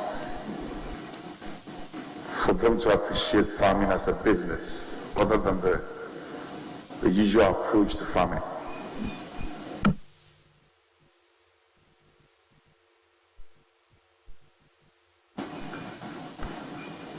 I think, Honorable Chairman, through the implementation of Planting for Food and Jobs, a large majority of farming community, especially the smallholders, are beginning to see a change in their attitude towards farming. Because now surpluses, every farmer, almost every farmer benefiting from Planting for Food and Jobs is producing a surplus. And a surplus not only for the household, their household, but a surplus which they keep some in stock, and some of it they actually sell to meet their daily household requirements. I very well, Honorable Chair, visiting the palace of one of the biggest traditional chiefs in this country, the Nairi, and he told me this parable, that in his whole life, the first time that new maize has come to meet old maize was in my time as a Minister for Food and Agriculture. It's a parable because what he meant was that normally once you harvest, you consume with your household, and there's a gap. You have to wait for maybe 2-3 months before the new harvest comes in. But now these days, while the harvest is coming in, you still have stock of the previous year. And he said it never happened before. So you can see that farmers now have surpluses not only to feed themselves and their families, but also to buy the necessities of life, a cloth for the wife, a shirt for the child, and so on and so forth. So that in itself, and they've never seen so much production for themselves ever. I mean, on average, you go to Sisala area where they used to harvest 4 bags of maize, or 50-kilogram bags of maize with a traditional crop. Now some of them are doing 40 bags of maize in 1 acre. 40 bags with hybrid maize. So they are beside themselves that, hey, so technology can change our lives. So automatically, the man is looking at it as a business. He can build his house or renew his house, buy himself a motorbike, send his children to school with good, good uniforms and so on. So I think that planting for food and jobs is changing lives and lifestyles amongst the rural folks. Thank you. Well, I commend you highly. I've witnessed evidence of the change, especially with the advent of planting for food and jobs. But I'm quite concerned about non-traditional exports. What would be your plans in the past for specific to non-traditional exports? The change in the armor of planting for food and jobs is the planting for export and rural development, for which an authority, Tree Crop Development Authority, has been created by this Parliament through the efforts of the President of the Republic, Nana Akufo-Addo, to diversify out, which has been hanging on our necks for over 140 years. And if this vision is transformed into implementation, that will be the leader in non-traditional exports. Right? It will become traditional in the sense that there are these tree crops which will produce it and earning as much as cocoa is earning us today, each one of the 6. In addition to that, we have the greenhouses, villages which we just mentioned in Bojuase and other places, which will be the nucleus of the vegetable industry in this country for export and for domestic tourist industry and hotels and so on and so forth. So these are all non-traditional exports, cashew and all the others, where we are making the greatest of effort to ensure that they become traditional in quotes, to join cocoa in giving this country the capacity, export earning capacity, to develop our health systems, our roads, infrastructure, and so on, and our schools and our educational system. Thank you. Well, mango is reputed as the next green gold, and in the Somia belt, it's proven that we have 2 seasons, which is quite unique to us as a country. I recognize the success of CHOP with the tree planting initiative, but conspicuously missing is that of initiative on mango. And I know how passionate you are about mango. Are there any specific plans of supporting the growth and the plantation of mango in the future? Yes, mango is one of the 6 crops selected for development. And mango is unique in the sense that of all the crops that we've selected for this venture, it is the only one where we have sufficient production capacity, enough trees and so on, that is blighted with 2 different types of diseases. The BBD, has a black spot disease, and then you have these flies that also bear into the fruit and spoils, and that is through that we lose about 60% of our total production of mango. Fortunately, recently, the last 2 years, we found this chemical from Israel and South Africa to do the BBD. And this application, I myself, I'm a mango grower, and I know what I'm talking about. So it's been very effective in controlling the BBD. The fruit fly is still a menace to us. We are looking for opportunities to be able to control it, apart from creating these nets to catch them and all that, which is very cumbersome and is not very efficient. So there is a great potential for our mango industry in Ghana. And if we can get over these diseases, I tell you, Ghana will be one of the big mango exporters in the world. Thank you. Well, sadly I recall when we played as a nation by the Fall Army War, there was a lot of commentary relating to it. How successful have we been under your leadership in controlling the Fall Army War? And are there measures to avoid its reoccurrence? Thank you, Mr. Chairman. In fact, we could say that the control of the Fall Army War is one of the biggest achievements of the first term of my leadership of the ministry. Fall Army Worm first came into Ghana in 2016, the year before I took over. And by the time I realized when we took over, the insect was already doing the damage, but I had underestimated the rate at which the damage was going to be. And it took us until April before the alarm bells started ringing, and we started desperately looking for a solution, because it was a new thing altogether.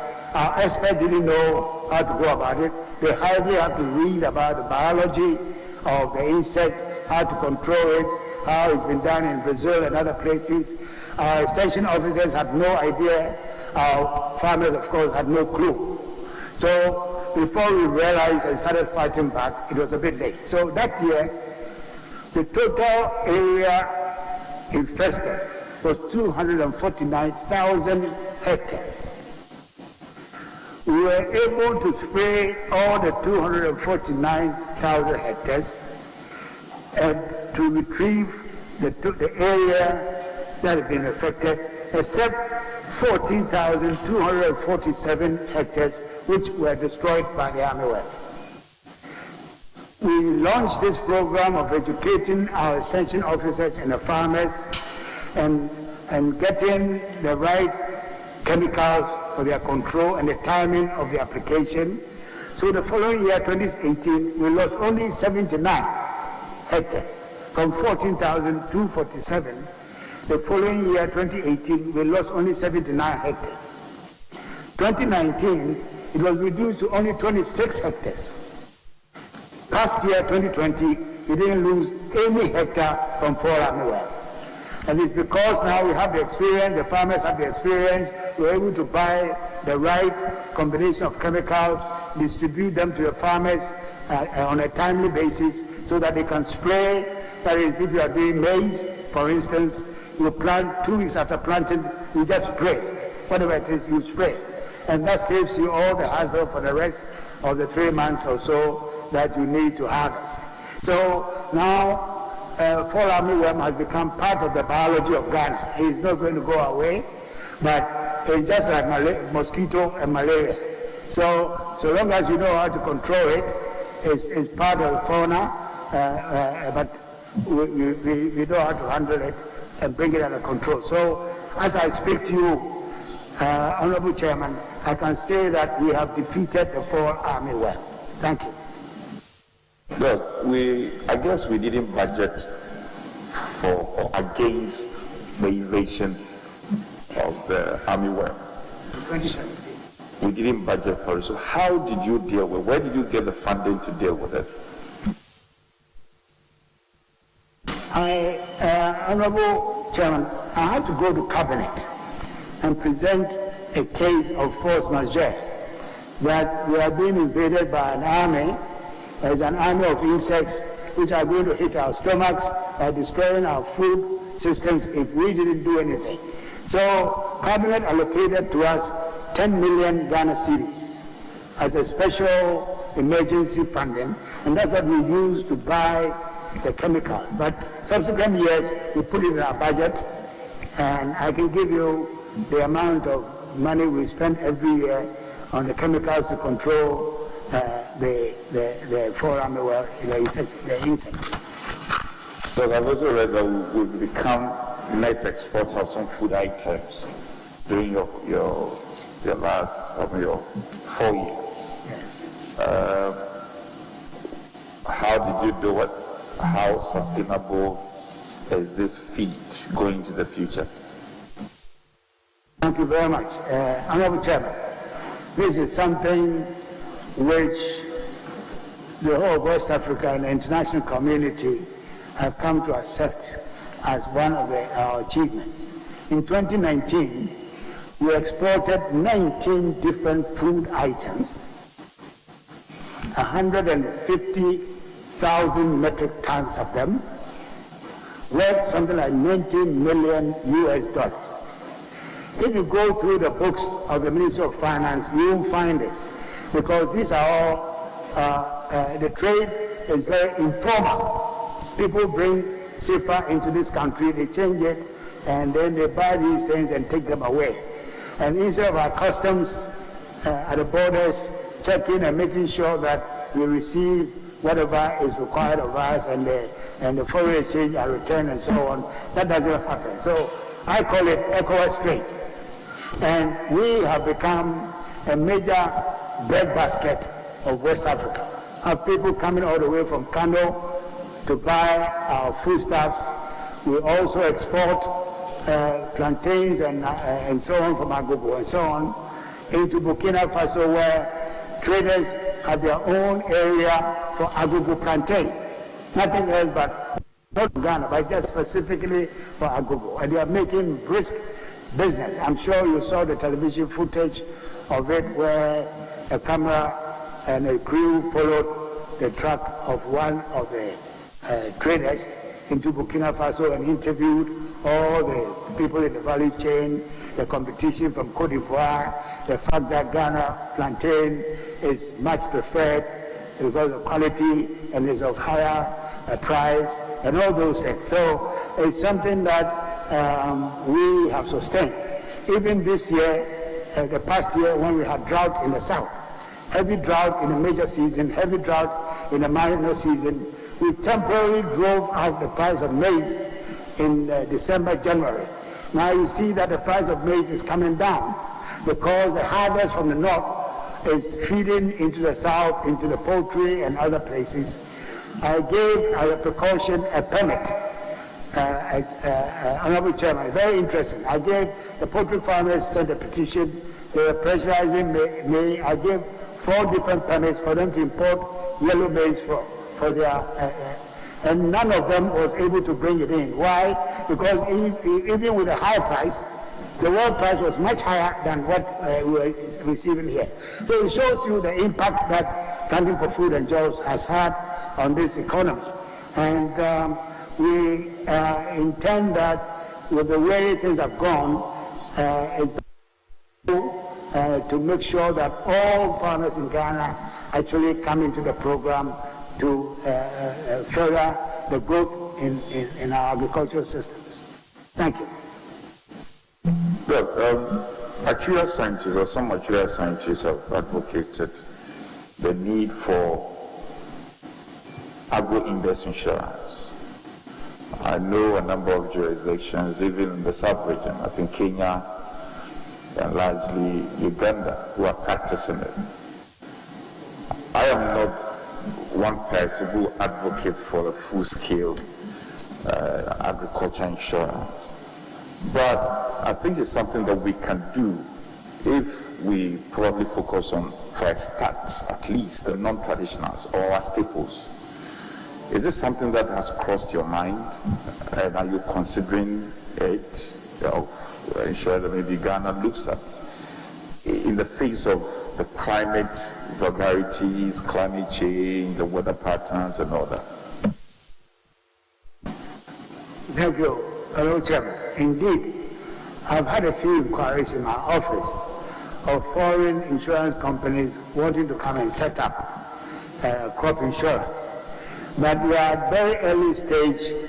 I mean, we've actually been focusing on increasing the growth of our, first of all, of our food crops, for food security and all those things, and making sure that all farmers, smallholders, are reached with fertilizer.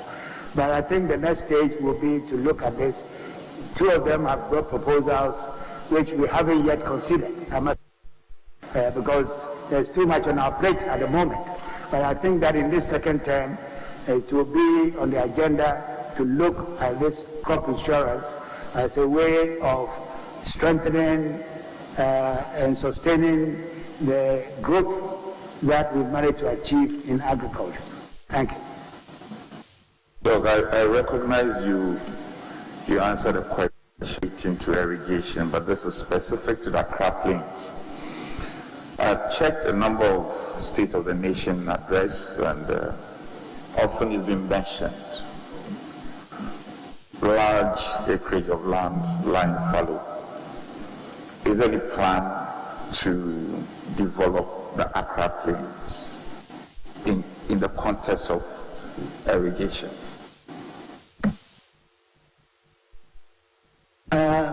When I was in this August House as a ranking member, I remember battling it out with my counterparts on the other side about the promise that they are going to irrigate their farm plains with money from China. CBD, 3 billion, part of it was going to. And I remember I used to stand on this floor to lambast them that they promised, but we don't see anything coming out of that. And really, nothing came out of that. At the moment, the Akufo-Addo government is looking at Kwalugu for the irrigation, a major, the biggest investment, one single investment in the northern savannah, which is nearly $1 billion of dam, electricity generation, and 4,000, I think it's 15,000 hectares of irrigated land in the Boko, in the Kwalugu area. So that is our focus at the moment, and I think that to spend that kind of money on irrigation, which is only one of many activities for development in agriculture, is a real commitment by this government to irrigation in Ghana. Thank you. Well, organic products globally attracts wonderful premium. Is your ministry considering or has some plans of facilitating farmers who have the desire to go into organic product? Yes, in fact, organic fertilizers are part of our scheme of fertilization. So we have contract with organic producers. Of course, it means there is demand for from organic farmers for fertilizers, organic. As we speak, we don't have We haven't fashioned out any specific policy for the development of organic products. Our policy is to increase the general productivity of smallholder farmers as a means of transforming the agricultural economy, and through which to transform the economy of Ghana, including, of course, the strategic planting for export and rural development, which is giving rise to the authority. So I'm sure that along the way, as we increase the volumes, the issue of organic products will come up for special mention, and I'm sure investors will be going in there because they will find it much more profitable than ordinary products. Thank you. Doc, school farms. I recall when we were at school, we used to go to school farms and it became part of us. It's really becoming a thing of the past. Personally, I think it's a good culture, and also feeding into overarching dream of farming and food security. Do you have any plans in this regard? And then finally, what legacy would you want to leave behind as a minister for food and agriculture? Thank you, Honorable Chair. Yes, indeed. A major component of planting for food and jobs is to promote interest among students in junior DHS and SSS, and in fact even in universities. So we have a special program that we are doing with schools across the country, and unfortunately I thought I brought the statistics to show you as to the number of schools and this, but I can't, it escapes me, I cannot find it at the moment. So, but I can assure you that there are hundreds and hundreds of schools which within that program, where we give them the seeds and the fertilizers, and it's getting very popular indeed. I mean, we have about 10 tertiary institutions that are participating in the program, and I think about 150 schools across the country. More schools are coming on board, but showing a lot of promise in order to gain the interest of students at an early age before they go into tertiary or they go into the world, to look at agriculture as an option for as a career where you can make a decent living out of. So it's something that is very much part of what we are doing. Thank you, Chair. Well, the Chair is on his way back. Honorable Appel, are you going to ask questions?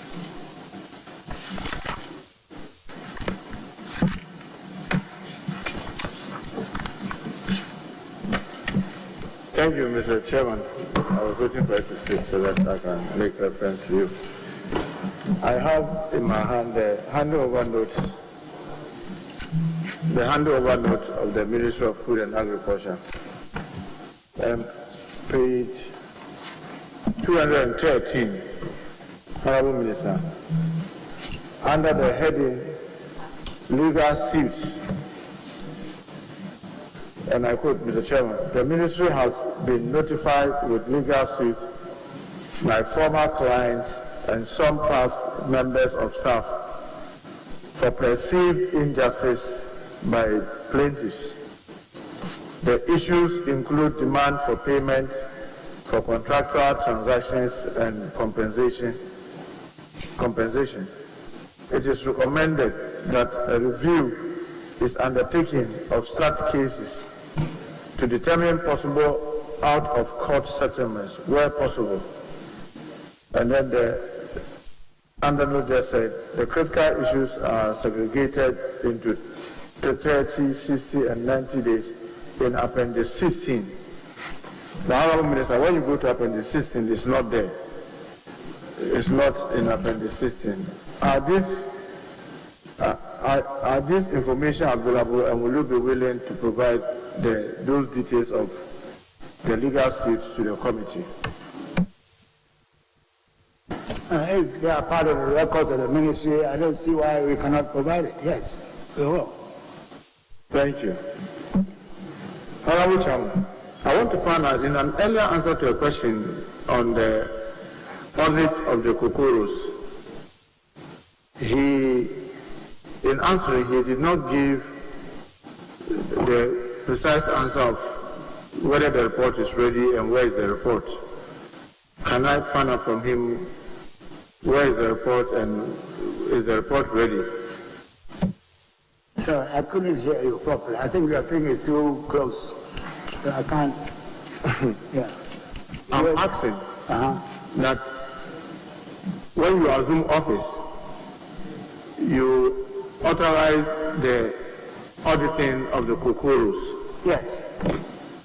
And an earlier question, you were asked about the report of this audit, Yes. and whether it was ready.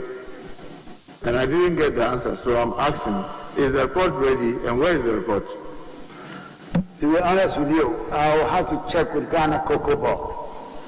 I'm the supervising minister. You know, Cocoa Board is a big organization, and their commitments and so on, I don't follow it on a daily basis. So you have to give me time to check with the management of Cocoa Board exactly what you're saying. I don't want to give you the wrong impression. Far from it. I want to be as accurate to this committee as possible. So if you give me time, I'll consult with Ghana Cocoa Board, and then I can get back to you. Now, have you been informed that that audit is ready? Have they informed you that that audit is ready? I don't recall. But you don't also recall whether they have published the report? I don't know Ghana, the Cocoa Board policy on publishing audit reports. That one I'm not sure. But you can get a copy for this committee? Yes. Why not? If it's available, I don't see why they will resist. Do you have an idea which company did the audit? No, sir. And how much they paid for that work? You also have no idea? I have no clue. The procurement of fertilizer and chemicals by Cocoa Board, you are the supervising minister. Do you have an idea the method they've been using in the procurement? These are very technical questions. I'm only a supervising minister. They have a board of directors who decide on policy, and my job is to make sure that the policy established by the board is followed to the letter. So the details about who is what and so on, I'll have to get back to them to give you that information. But you know you are the supervising minister, you are supposed to get us their annual report to Parliament. And they are supposed to submit this at least 3 months after every year, and you too, within 6 months of each year, you have to now forward the report to Parliament. And you don't have these details, you don't know anything about how they are making their procurement. They are supposed to submit it to the board for approval. I'm in touch with the chairman of the board. So I have to find out from him the status of these reports, and if they are available, I will make them available to Parliament. Do you remember submitting any, from 2017 to date, submitting any of their annual reports to Parliament? I don't recall. Now that's one of your core functions and responsibility as a minister, playing oversight to Cocoa Board. Yes, but...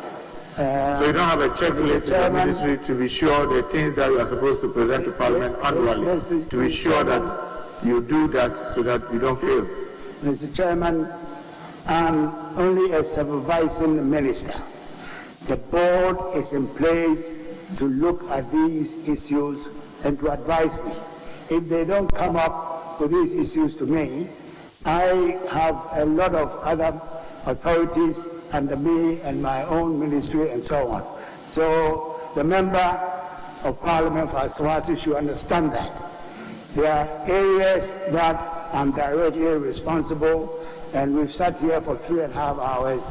All the answers that I can give, I've given. So I'm cooperating with this committee, and if I say I don't have it, he has to believe what I'm saying. Thank you. Mr. Chairman, I just want to find out from the Minister, how many deputy CEOs do we have at Cocoa Board? What is the question? How many deputy chief executives do you have at Cocoa Board? 3. Have you instructed them to report to you directly? To do what? Have you instructed them to report to you directly? How can I, please, I have honorable... This is a simple question, yes, no.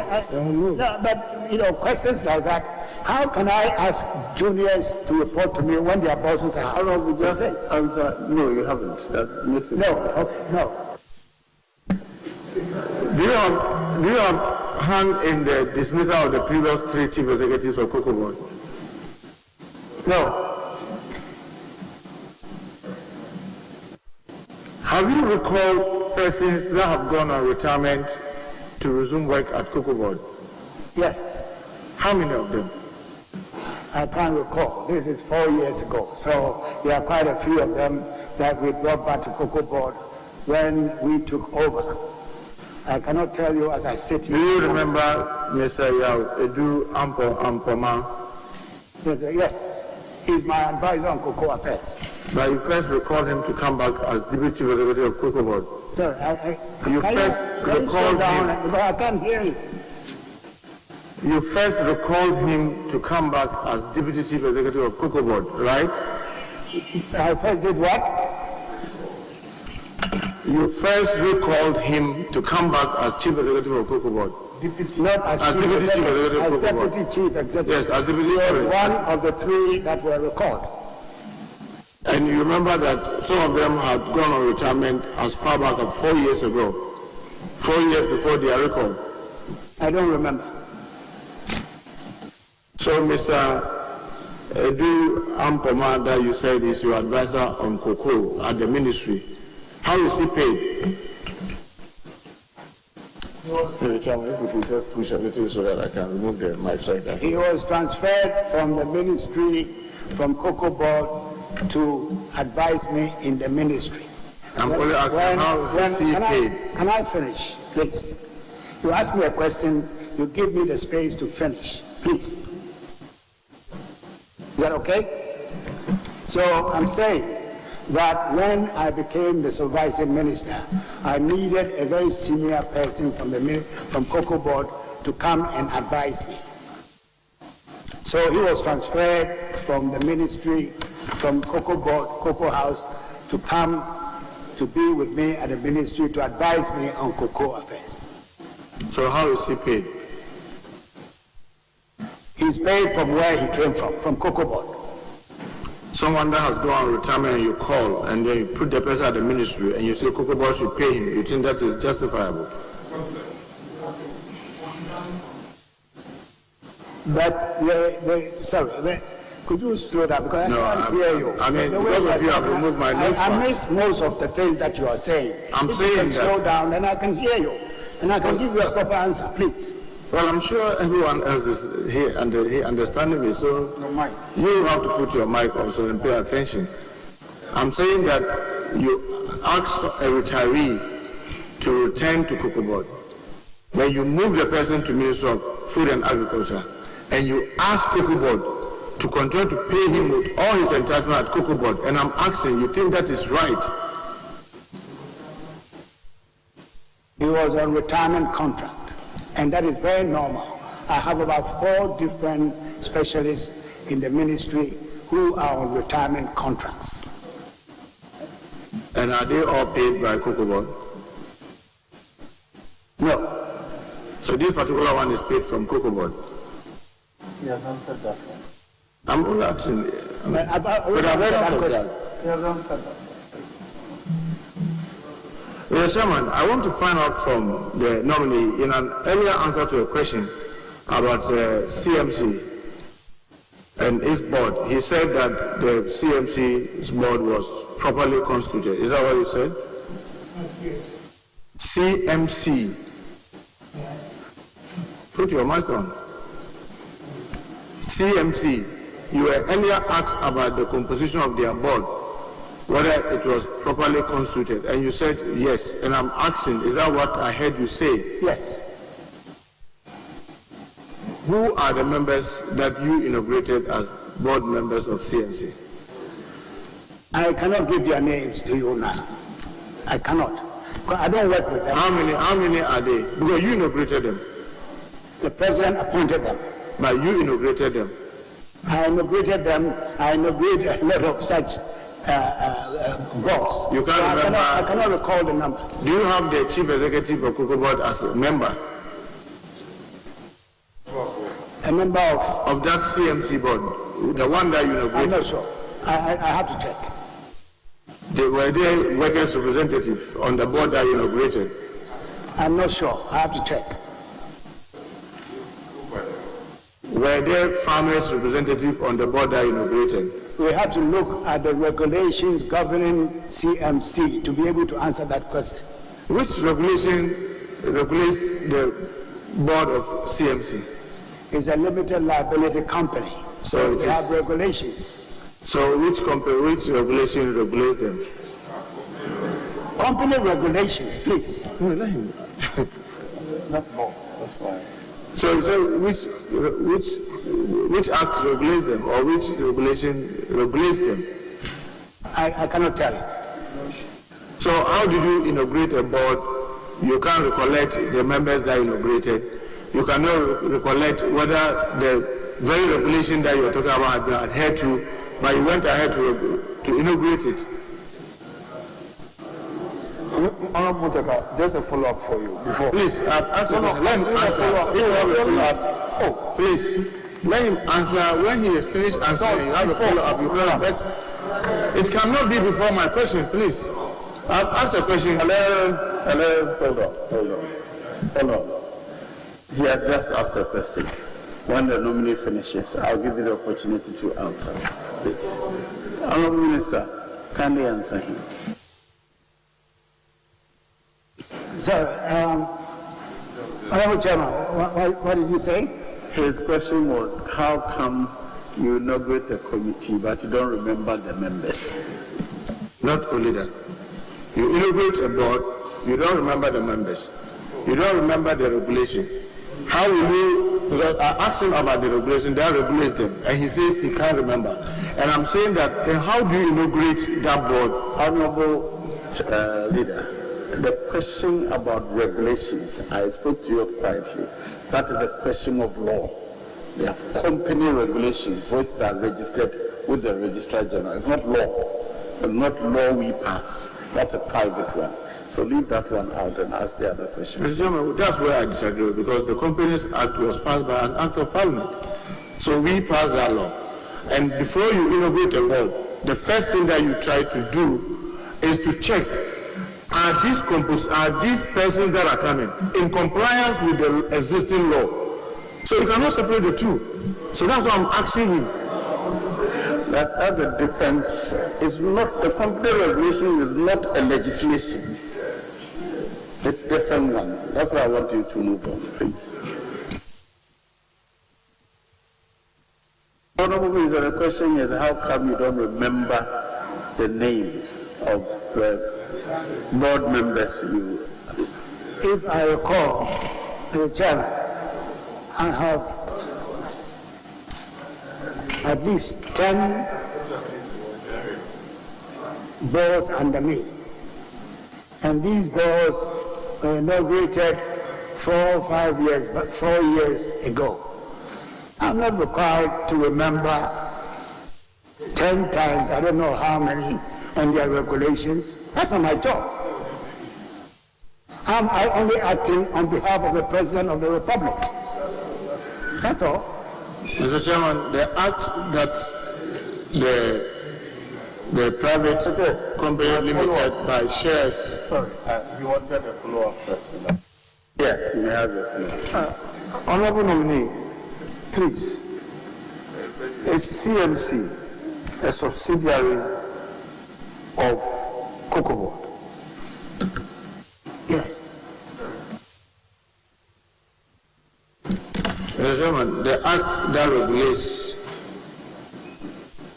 CMC as a subsidiary of Cocoa Board is Act 179, and that's an act of parliament. So if we say that it's a private, no, it's an act of parliament. You have lawyers here. They may be able to advise. Once a company registered under companies law, the regulations, that's a different arrangement. So they will advise you. But please move on. Mr. Chairman, I'm informing the minister designate that the board that he inaugurated has no Cocoa Board representative, has no Ministry of Agri representative, has no workers representative, and has no farmers representative. Is this which is required by law and their practice? Is he aware of this?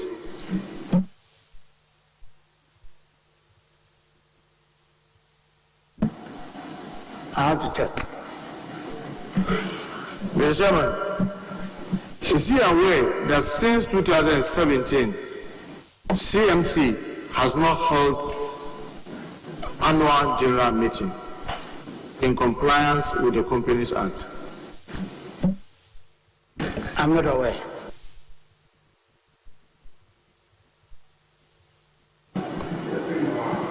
Mr. Chairman, in an earlier answer to a question about job creation, that reference was made to the handover notes of the Minister for Employment and Labor Relations. The Minister agreed that the planting for food and jobs had created averagely 2.299627 jobs in an answer that he gave earlier. Is that right? Yes. And Mr. Chairman, in his budget that he presented for 2020, he also said that 94% are on-farm workers. Is that right? That's correct. The Speaker, that's on paragraph 259 of the 2020 budget. This 94 brings it to 2.149. That's the 94% that he's talking about. These are laborers, farmhands, and what have you. And he also said 4% is in value addition. Minister, do you remember that? In your answer, you said the jobs that were created, 4% were in value addition. Is that right? Mr. Honorable Chairman, I thought these questions were answered at your committee. I'm just for avoidance of that because I'm building up to answer your question. I just want to be sure that that's what I said. I'm saying that these same questions have been asked me this afternoon in this committee. Yes. Is it the case that members can ask the same question many times? We just want to confirm the answer for subsequent again, so please answer.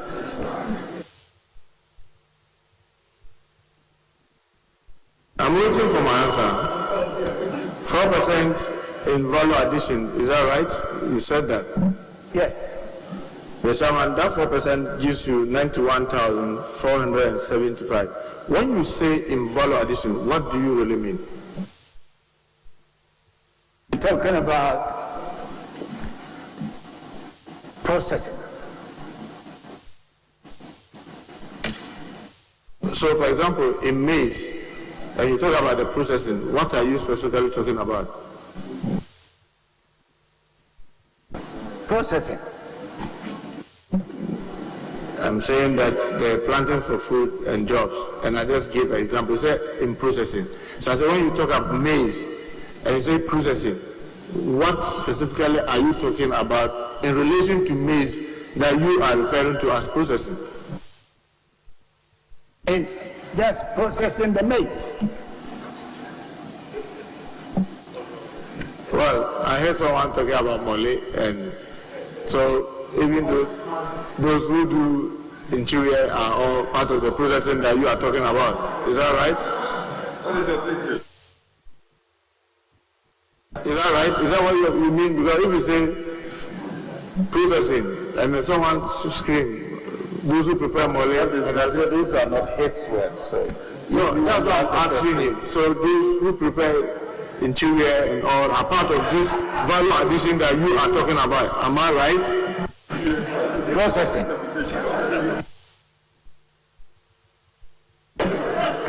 Mr. Chairman, he also said 2% is by way of extension delivery. Is that what you said? Yes. Yes, because that brings you to 45,737 of the number. Are your extension workers in this country up to 20,000? No. And so how do you have extension delivery, the jobs there being over 45,000? We are talking about the formal sector and the informal sector. How does the informal sector perform extension delivery? You are not aware of that. There is an informal sector. So I'm asking you, how do they do it? Service. So how do they do it? So you tell me, give me examples. I mean, you know, just as you are a minister, you know I'm also a farmer. You know that, even though most of the time I'm absentee farmer. So I want to understand, when you say extension delivery, it's not only done by your extension officers. Which other categories does it? You say, including private. And I say, how do they do it? Tell me. Informal sector. I didn't get the answer. No, I'm saying that when you say in the informal sector, and I'm saying, how do they do it? They do it by helping the farmers to plant, to sow, and all that. Minister, you know that what we are saying is difficult to appreciate, because these are done by Ministry of Food and Agriculture extension workers who assist farmers in various farms. Can you give me an example of a private company or a non-governmental organization that you know are engaged in this? Mr. Chairman, I also find it difficult to appreciate the question. That's why I'm struggling with answering the question. Mr. Chairman, in an answer to an earlier question, you also said that plantain is now being exported to the Saharan regions, where obviously we all know they don't have plantain. Are you suggesting that it is only now that plantain is being exported to northern Nigeria, Kano, Kaduna, and other places? Not at all. So why are you associating it to planting for food and for jobs when you know that it existed before? Why not?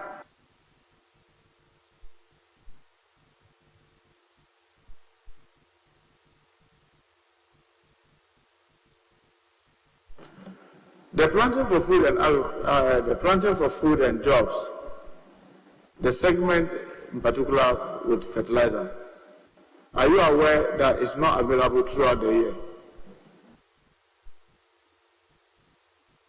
Mr. Chairman, why should it be? Our agriculture is very seasonal, determined by the rainfall patterns. How does the questioner expect that they will be available? And who will buy them? For what? In the dry season? I don't understand the question. Mr. Chairman, the minister knows that we have several irrigation projects across this country. We have private irrigation facilities, and there are a lot of dry season farming happening now. So in the absence of fertilizer subsidy during the dry season to assist dry season farmers, doesn't it think that it indirectly defeats the purpose for which it is introduced during the rainy season? I totally disagree, Mr. Chairman.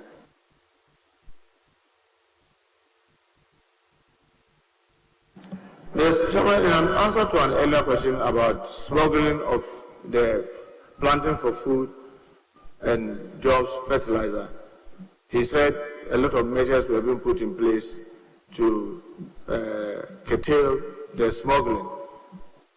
I just want to find out, those that were arrested in Sunyani and Upper West, what's happened to them? I have to check with my legal department.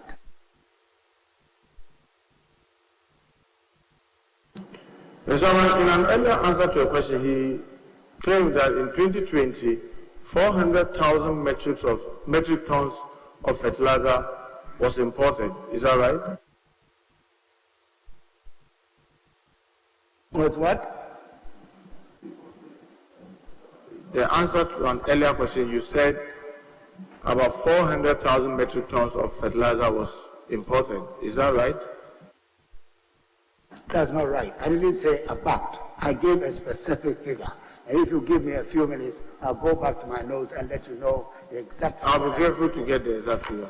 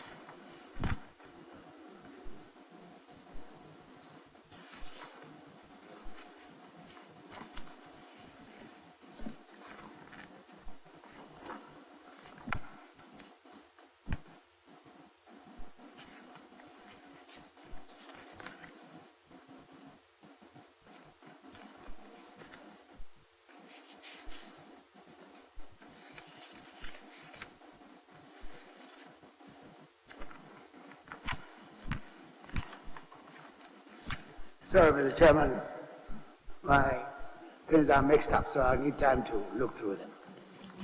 Well, I thought I had a little over 400,000. It wasn't a little over, Mr. Chairman. It was exact figure. Exactly 400,000. Is that what you said?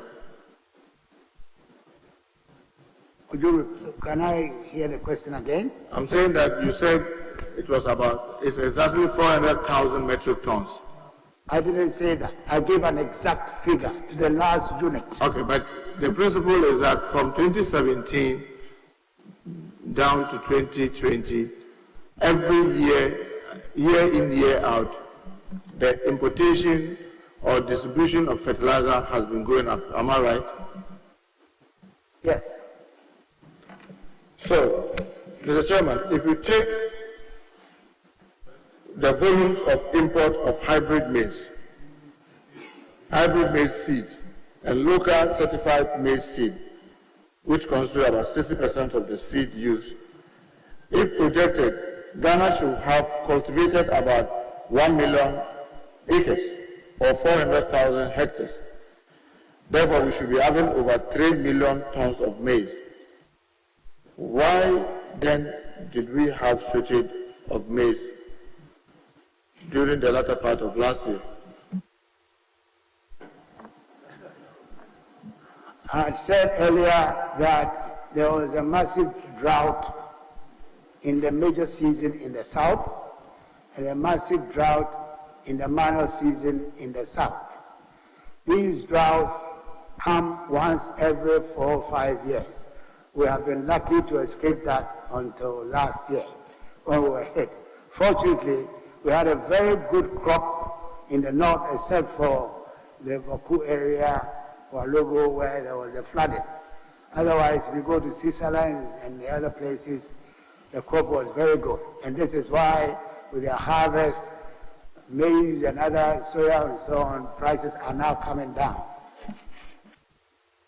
Mr. I want to find out from the nominee, with this huge investment under planting for food and jobs, that i.e. in seeds and in fertilizer, how can he explain the growth rate that we have seen in the agricultural sector over this same period? Question is not clear to me, Honorable Chairman. I'm saying that having in mind the heavy investment in seeds, in fertilizer, we have the growth rate in the agricultural sector fluctuating from 2.9 in 2016, 6.1 in 2017, 4.7 in 2018, 2.6 in 2019, an estimated figure of 2.9 for 2020. You will see that whereas our investment is going up in terms of fertilizer and other inputs, the rate of growth is going down. And I'm saying that, can he explain why we are having this kind of trend? I think the question is looking at it the wrong way altogether. It's not the rate of growth that determines the security of food in this country. It's the quantum, the amount of production that determines that. And I think that, except he disagreed with me, food security in this country in the last 4 years has been very, very good. And we have the evidence in Asawase, in Tamale, in Ashanti New Town, everywhere there's food, unless that is being denied. So you just said that food security is what matters most. So let me then take you there. You were asked about the prices of 100 kilos of maize. And this were when you gave the answer, you said in 2020, that's last year, December, it was about 172 per 100 kilo. And 127 in 2019, around the same time. 133 over the same period in 2018, and 92 Ghana cedis in 2017 around the same time. Looking at this trend, do you say, or do you tell the people of this country that the planting for food and agriculture has brought about stability in the prices of at least maize? Mr. Chairman, there's no planting for food and agriculture in this country. Planting for food and jobs, sorry.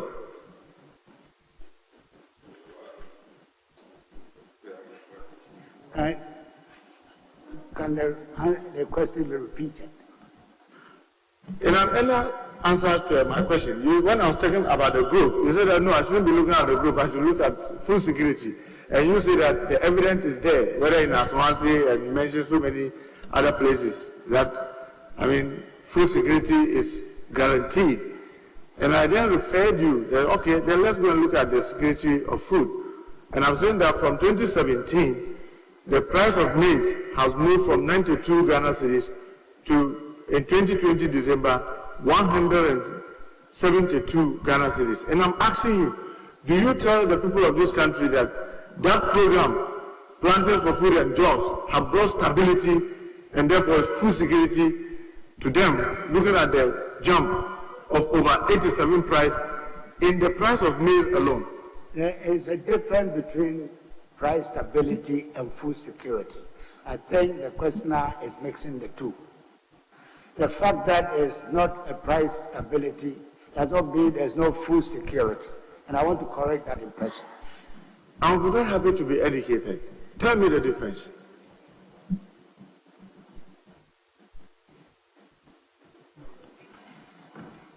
Mr. Chairman, the honorable member is saying he's a farmer, and he can't distinguish between the two. Honorable, just please tell him the difference. It's not just for him, it's for all of us listening. Please. Price stability is not food security. You can have fluctuations in price, and so your security of food will be rising. That's the difference. It's not one and the same. That should not be the mistake.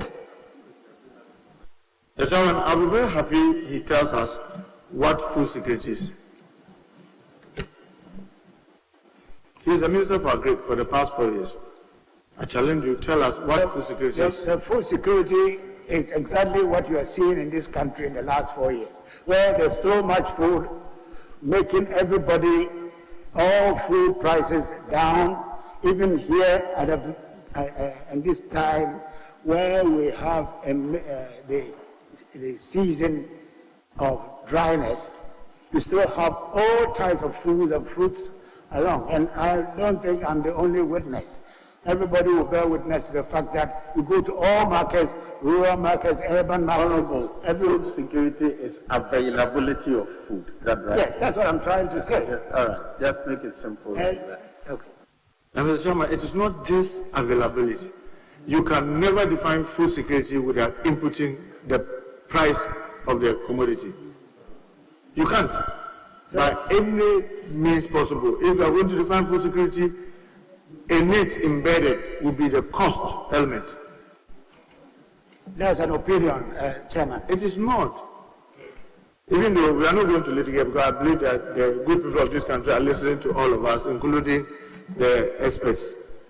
Mr. Chairman, in an earlier answer to a question about AMG, a company that has been supplying fertilizer, I just want to find out from the nominee whether he knows the owner of AMG. This is a personal question, and I'm not prepared to answer personal questions. Honorable Minister, if it is inadmissible, I will rule that it's not admissible. If you know the company, it's a company that works for. Yes, the ministry. The ministry. Do you know any such company? The company doesn't work for the ministry. It is a contractor of the ministry. And there are loads and loads of companies that work for the Ministry of Food and Agriculture, and they work for Cocoa Board, they work for GIDA, Ghana Irrigation Development Authority, they work for CMC, they work for all the institutions under the Ministry of Agriculture. So I have hundreds and hundreds of business people that we deal with in the office.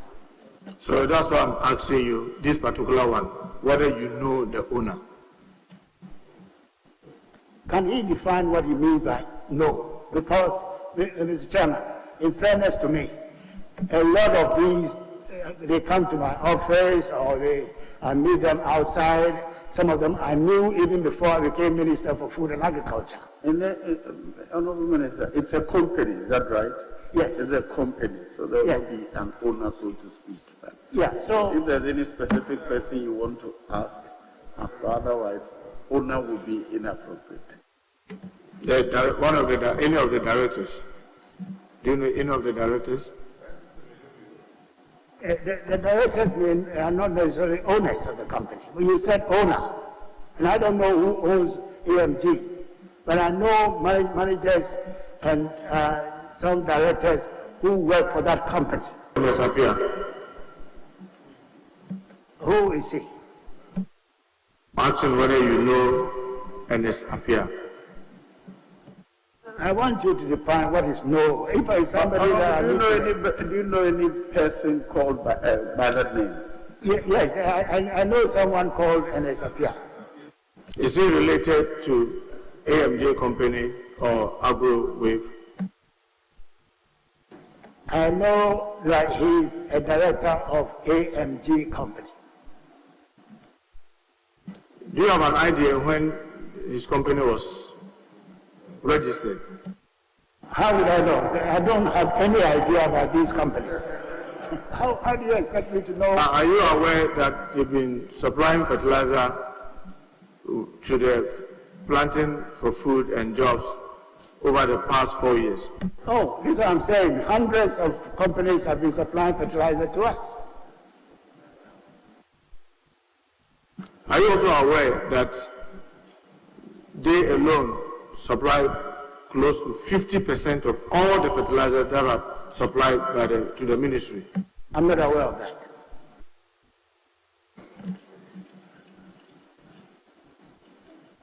Mr. Minister nominee, the price of NPK fertilizer in the open market is about 110 cedis. Is that right?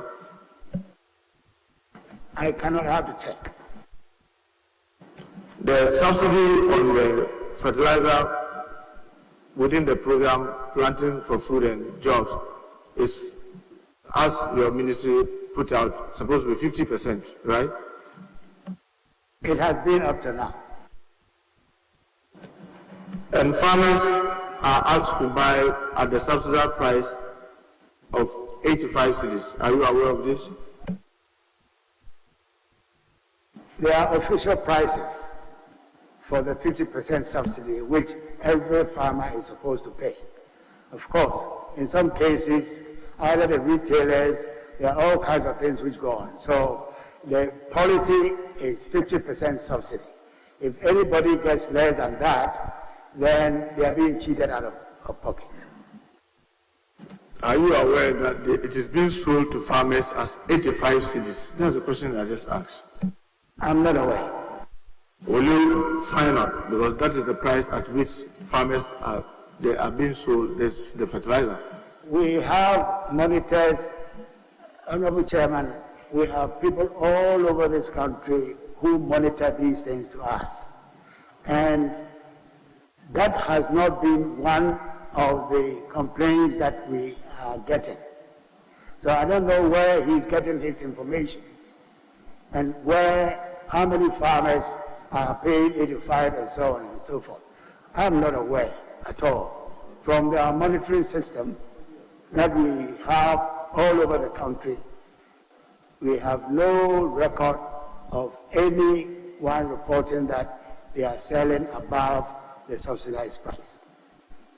Mr. Chairman, in an answer to an earlier question, he was heard saying that Ghana's cocoa we sell at a premium of about between 200 to 300 British pounds. Is that right?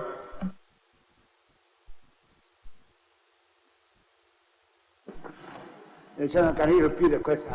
I'm saying that when you were answering a question earlier, you said that Ghana's cocoa is being sold at a premium of between 200 to 300 British pounds sterling. Sometimes more, sometimes less. Depends upon the market. I was just making an illustration. And in 2019-2020 season, we ended with a little over 700,000 metric tons, right? Cocoa. I wouldn't know. Minister for Agri, you can't remember the tonnage that we sold Ghana's cocoa at? I cannot come in front of this important committee and just give a figure. I have to be sure to the last unit what I'm saying. So basically, I'm saying that I need to refer to the records, and I don't have those records here with me. Thank you. Chairman, last year we did over 750,000 metric tons. And if I take even the 700,000 alone and use the bottom of 200 pounds, it gives us 140 million pounds that came by way of premium alone. And my question to the nominee is, how much of this has the farmers benefited? I have to check with Ghana Cocoa Board.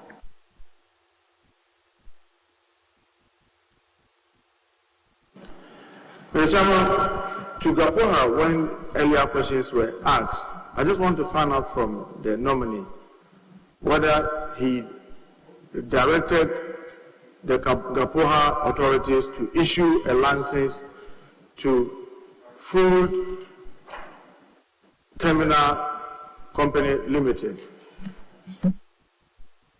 No, I didn't.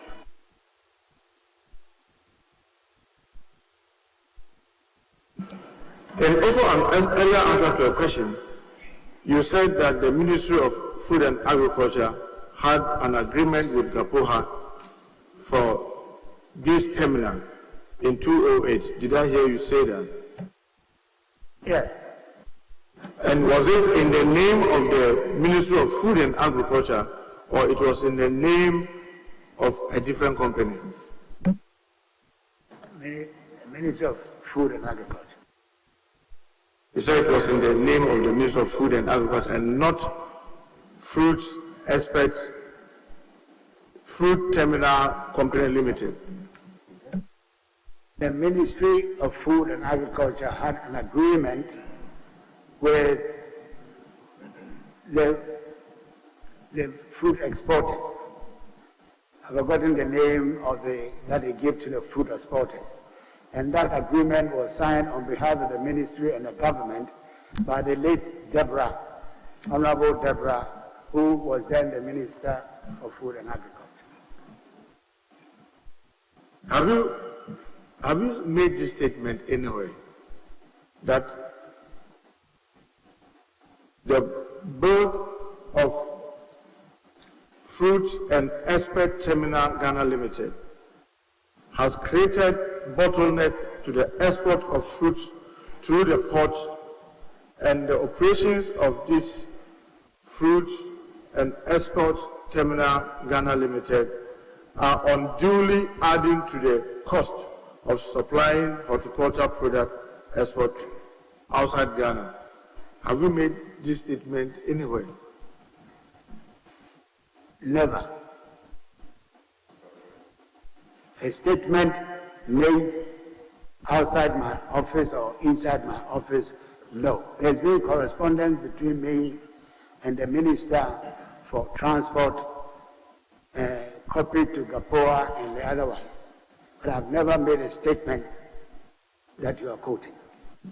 In your letter to the Minister for Transport, did you make this allusion? I have to read the letter again to say anything about the contents.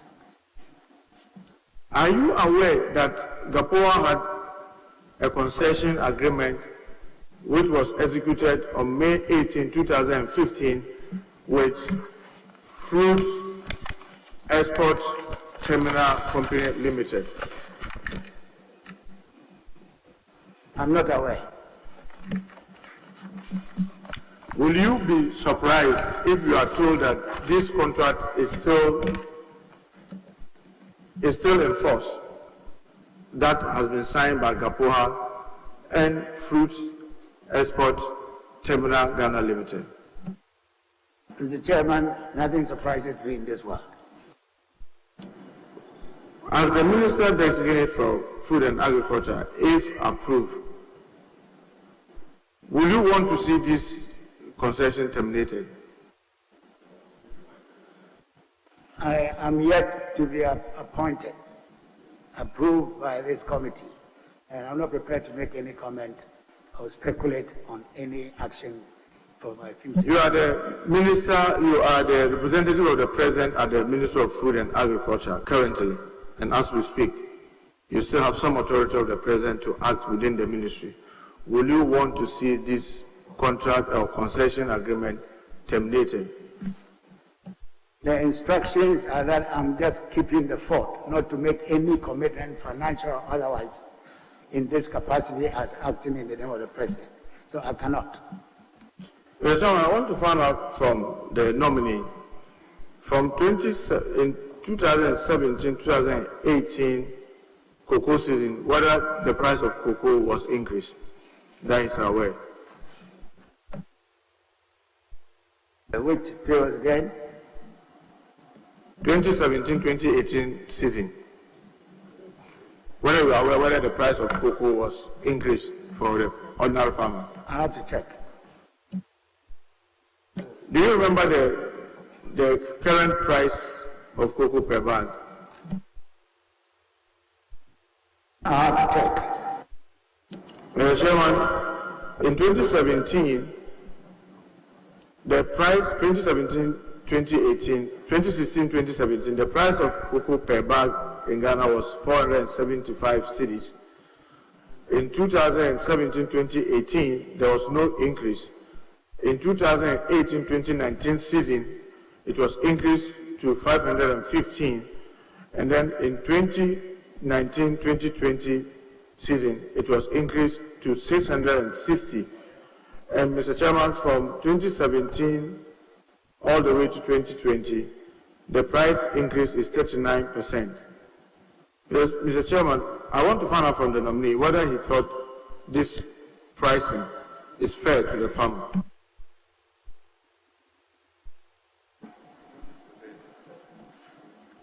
Honorable Chairman, it's really in my business is not to determine what is fair or not. These, according to the market conditions, are the prices given to the producers. So it's really not a question of fairness, or it's the reality of the market which dictates what producer price is given to the farmer at the time. Mr. Chairman, I'm asking this because in relation to the price of maize and the way it's been increasing, you said that people should not just look at the nominal figure. They should be looking at the real. But when it comes to the cocoa farmer, where you have to pay, you had done just 39%. I wanted to know whether by that assertion with the maize pricing, whether you thought that in real terms, the farmer is not worse off. I cannot make that assessment. Mr. Chairman, I want to find out from the nominee, why has he eliminated cocoa revenue from the national budget since 2017? Please, Mr. Chairman, this is a question for the Minister for Finance. Mr. Chairman, the reason why I'm asking is because the cocoa board used to be under Ministry of Finance, and they always report the revenues in the tables. And since it was ceded up to Ministry of Agri, all of a sudden it vanished from our national budget, and since 2017 it has not. So that's why I'm asking why he had gotten it off the budget since 2017.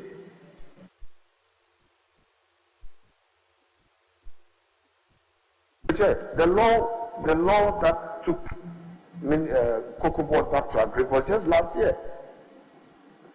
No, but we all were communicated that. Sorry. If the reporting is not his business, he will just tell us, so we'll move on. Honorable Minister, are you responsible for reporting? That's why, Chairman, I said that it's for the Minister of Finance to answer.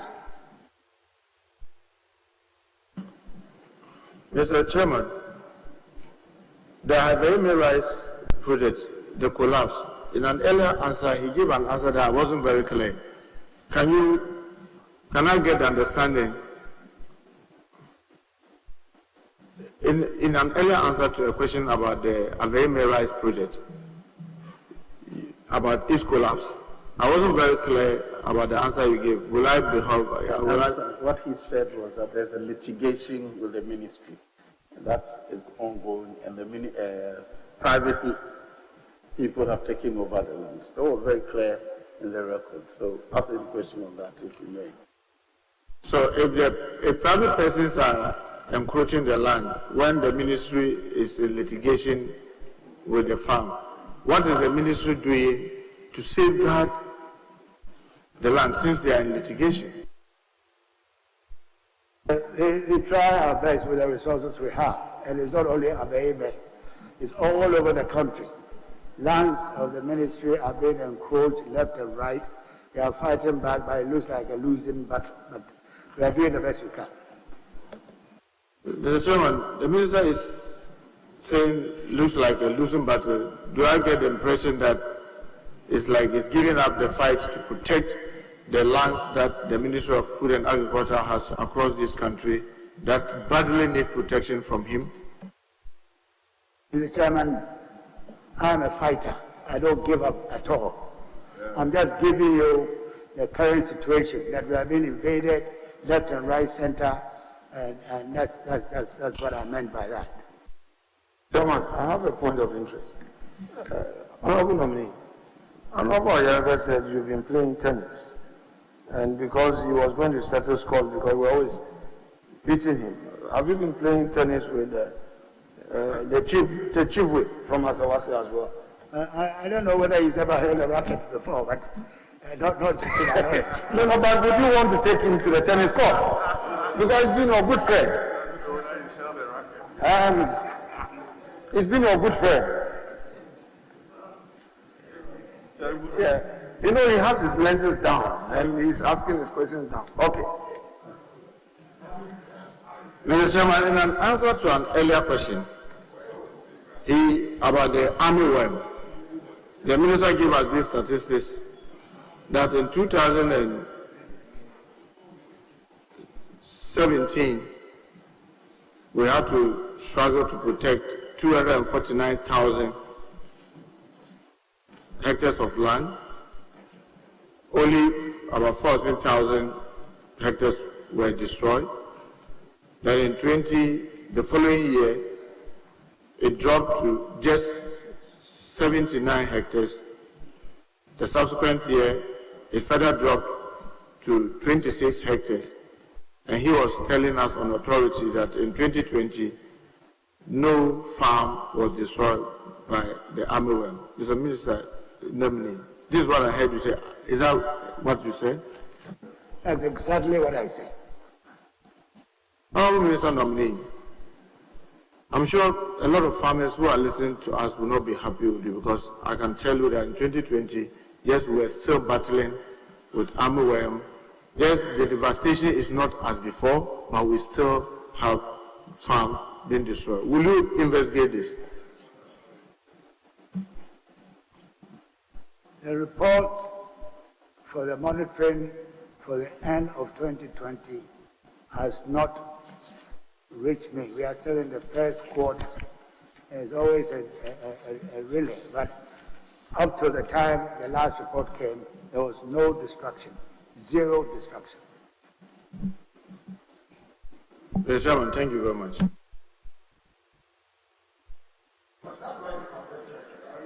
Honorable Deputy Leader, do you have a question for your minister? Chairman, with what Minority Chief Whip has done, he's covered all my areas. He's covered all my areas. Thank you so much. Honorable Minister, thank you for attending upon the House to answer questions. You have endured us for nearly 5 hours. You're discharged. Colleagues, please don't leave. We have a quick announcement and arrangement to inform you.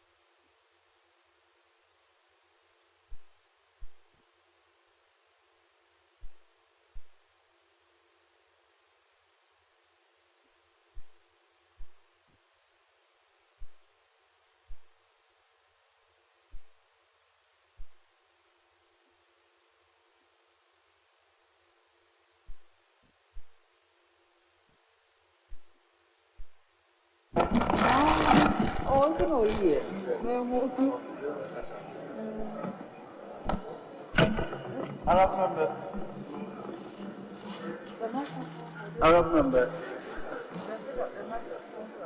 Oh, nothing. Hello, Arab members. Kindly come closer, sir.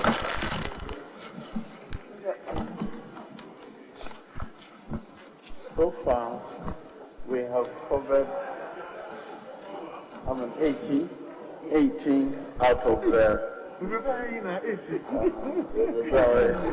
all the long hours. 18.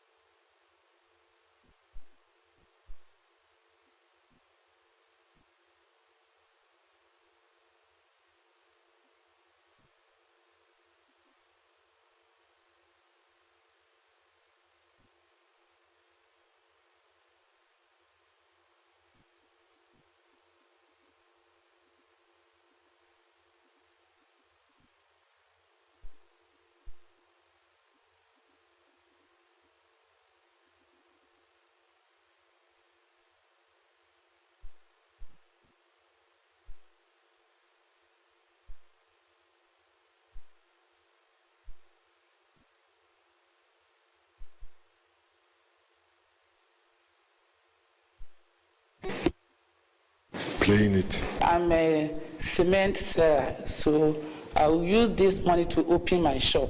I wish everybody to come and join it. It's true.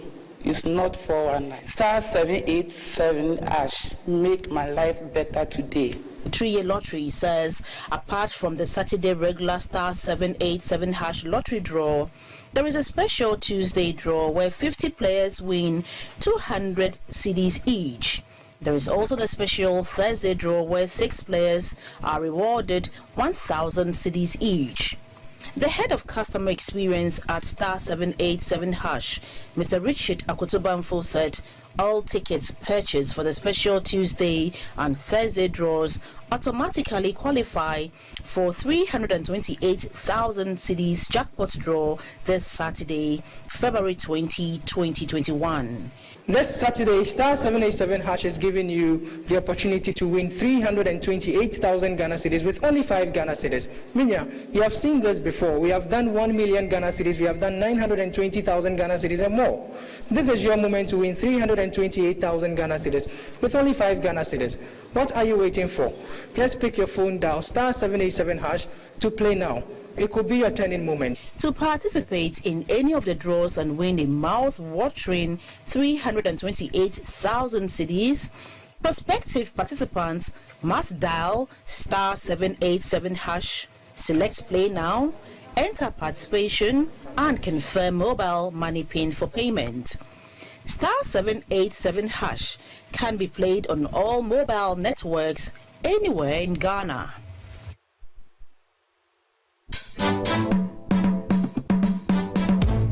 It's GTP, the name behind authentic and original Ghanaian textile prints, and West Africa's leading print and textile brand. Step out in style in any GTP fabric. Classy, head-turning, elegant, snazzy. GBC newscasters are cloaked by GTP. The outfits are designed by Joanna Fashions, Nyaniba Estates, B Vogue and Designs, Kaswa, and Alan David Collections, Havana in Accra.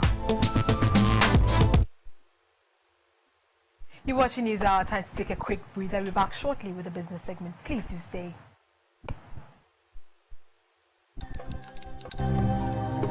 Worn by kings since the 17th century, every color of kente cloth tells a part of our story. Our independence.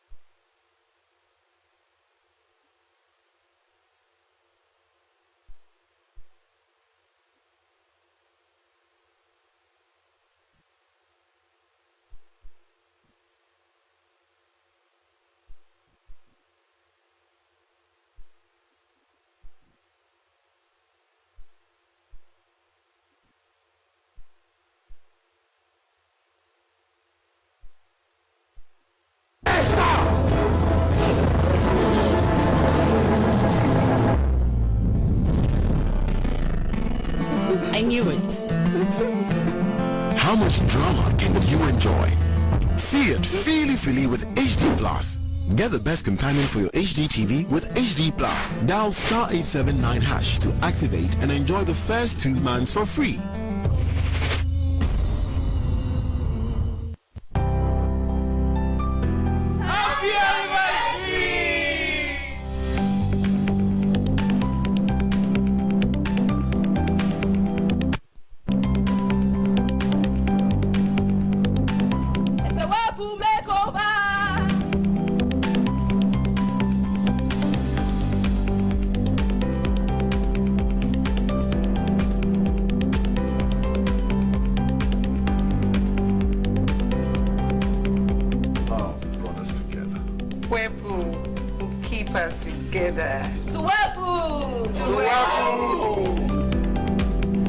From small appliances to big appliances, Whirlpool makes your life easier, simpler, and beautiful. Call 0302-778-126 or 0243-690-034 or visit any of our showrooms today. Accra, La, Bachuna, Achimota, Takrady, Tamale, Kumasi. Whirlpool, sensing the difference. Adaric, home of quality.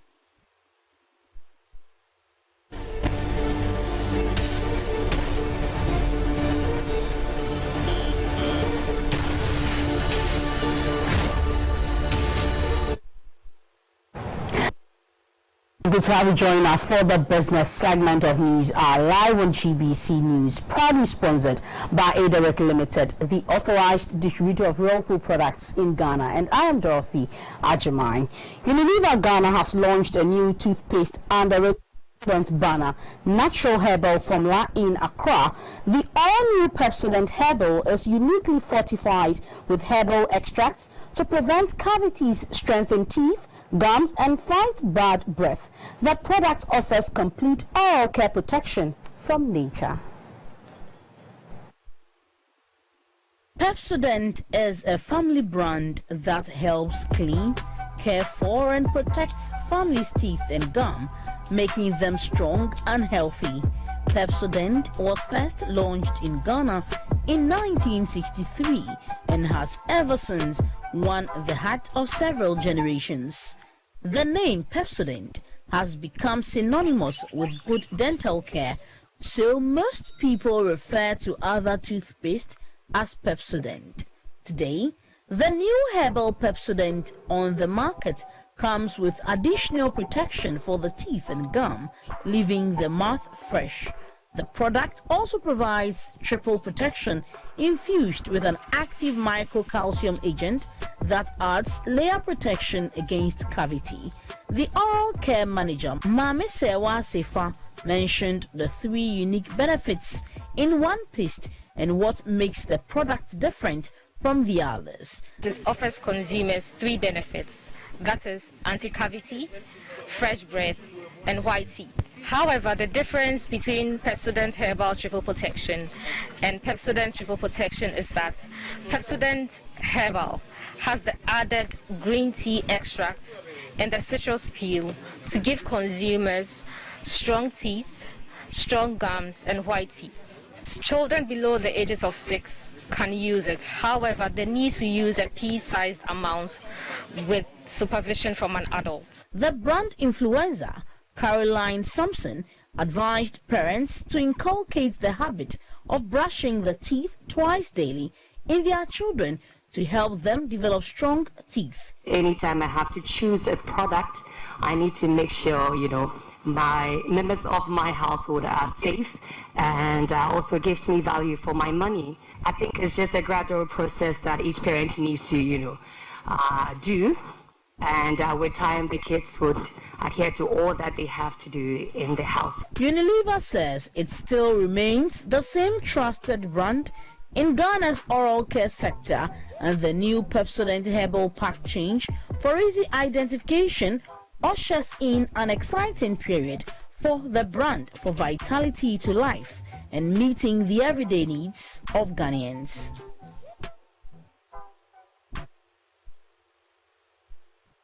Away from that story, a box of tomatoes that used to sell at 1,200 Ghana cedis is currently going for 500 Ghana cedis at some markets in Accra.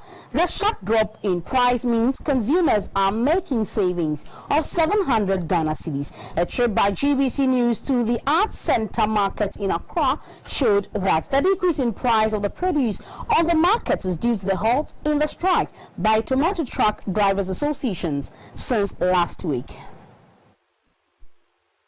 Just 3 days after the strike action by the Ghana National Tomato Traders and Transporters Association was called off, about 74 trucks of the produce have entered Ghana from Burkina Faso. The abundance of tomatoes on the market is a vast contradiction from the scenario witnessed some few days back when a box of the produce had its price skyrocketing to 1,200 Ghana cedis. Currently, the same box is being sold for 500 Ghana cedis or less. Speaking to some traders at the Arts Center market, GBC News gathered that whereas the price of tomatoes were down, the drivers of the tomato trucks have increased the transportation fare for conveying the trucks of tomatoes due to an increase in fuel prices during the strike. In those price, into any fixed price, into any fixed price, and now I be 200, 25. I owe muka. Into any fixed price, price ne dependi. No price no back for more. The buy back for. Who call no price no raise call topper. Uba has so be call top. But the boy say see na raise war but I no less. Niama ya beta boy ka o so driver and do genesika because ono o tin be no akofa no. A driver who is also a member of the Ghana National Tomato Traders and Transporters Association, Mr. Kwame Osei, expressed his gratitude to the Ghana Police Service for fulfilling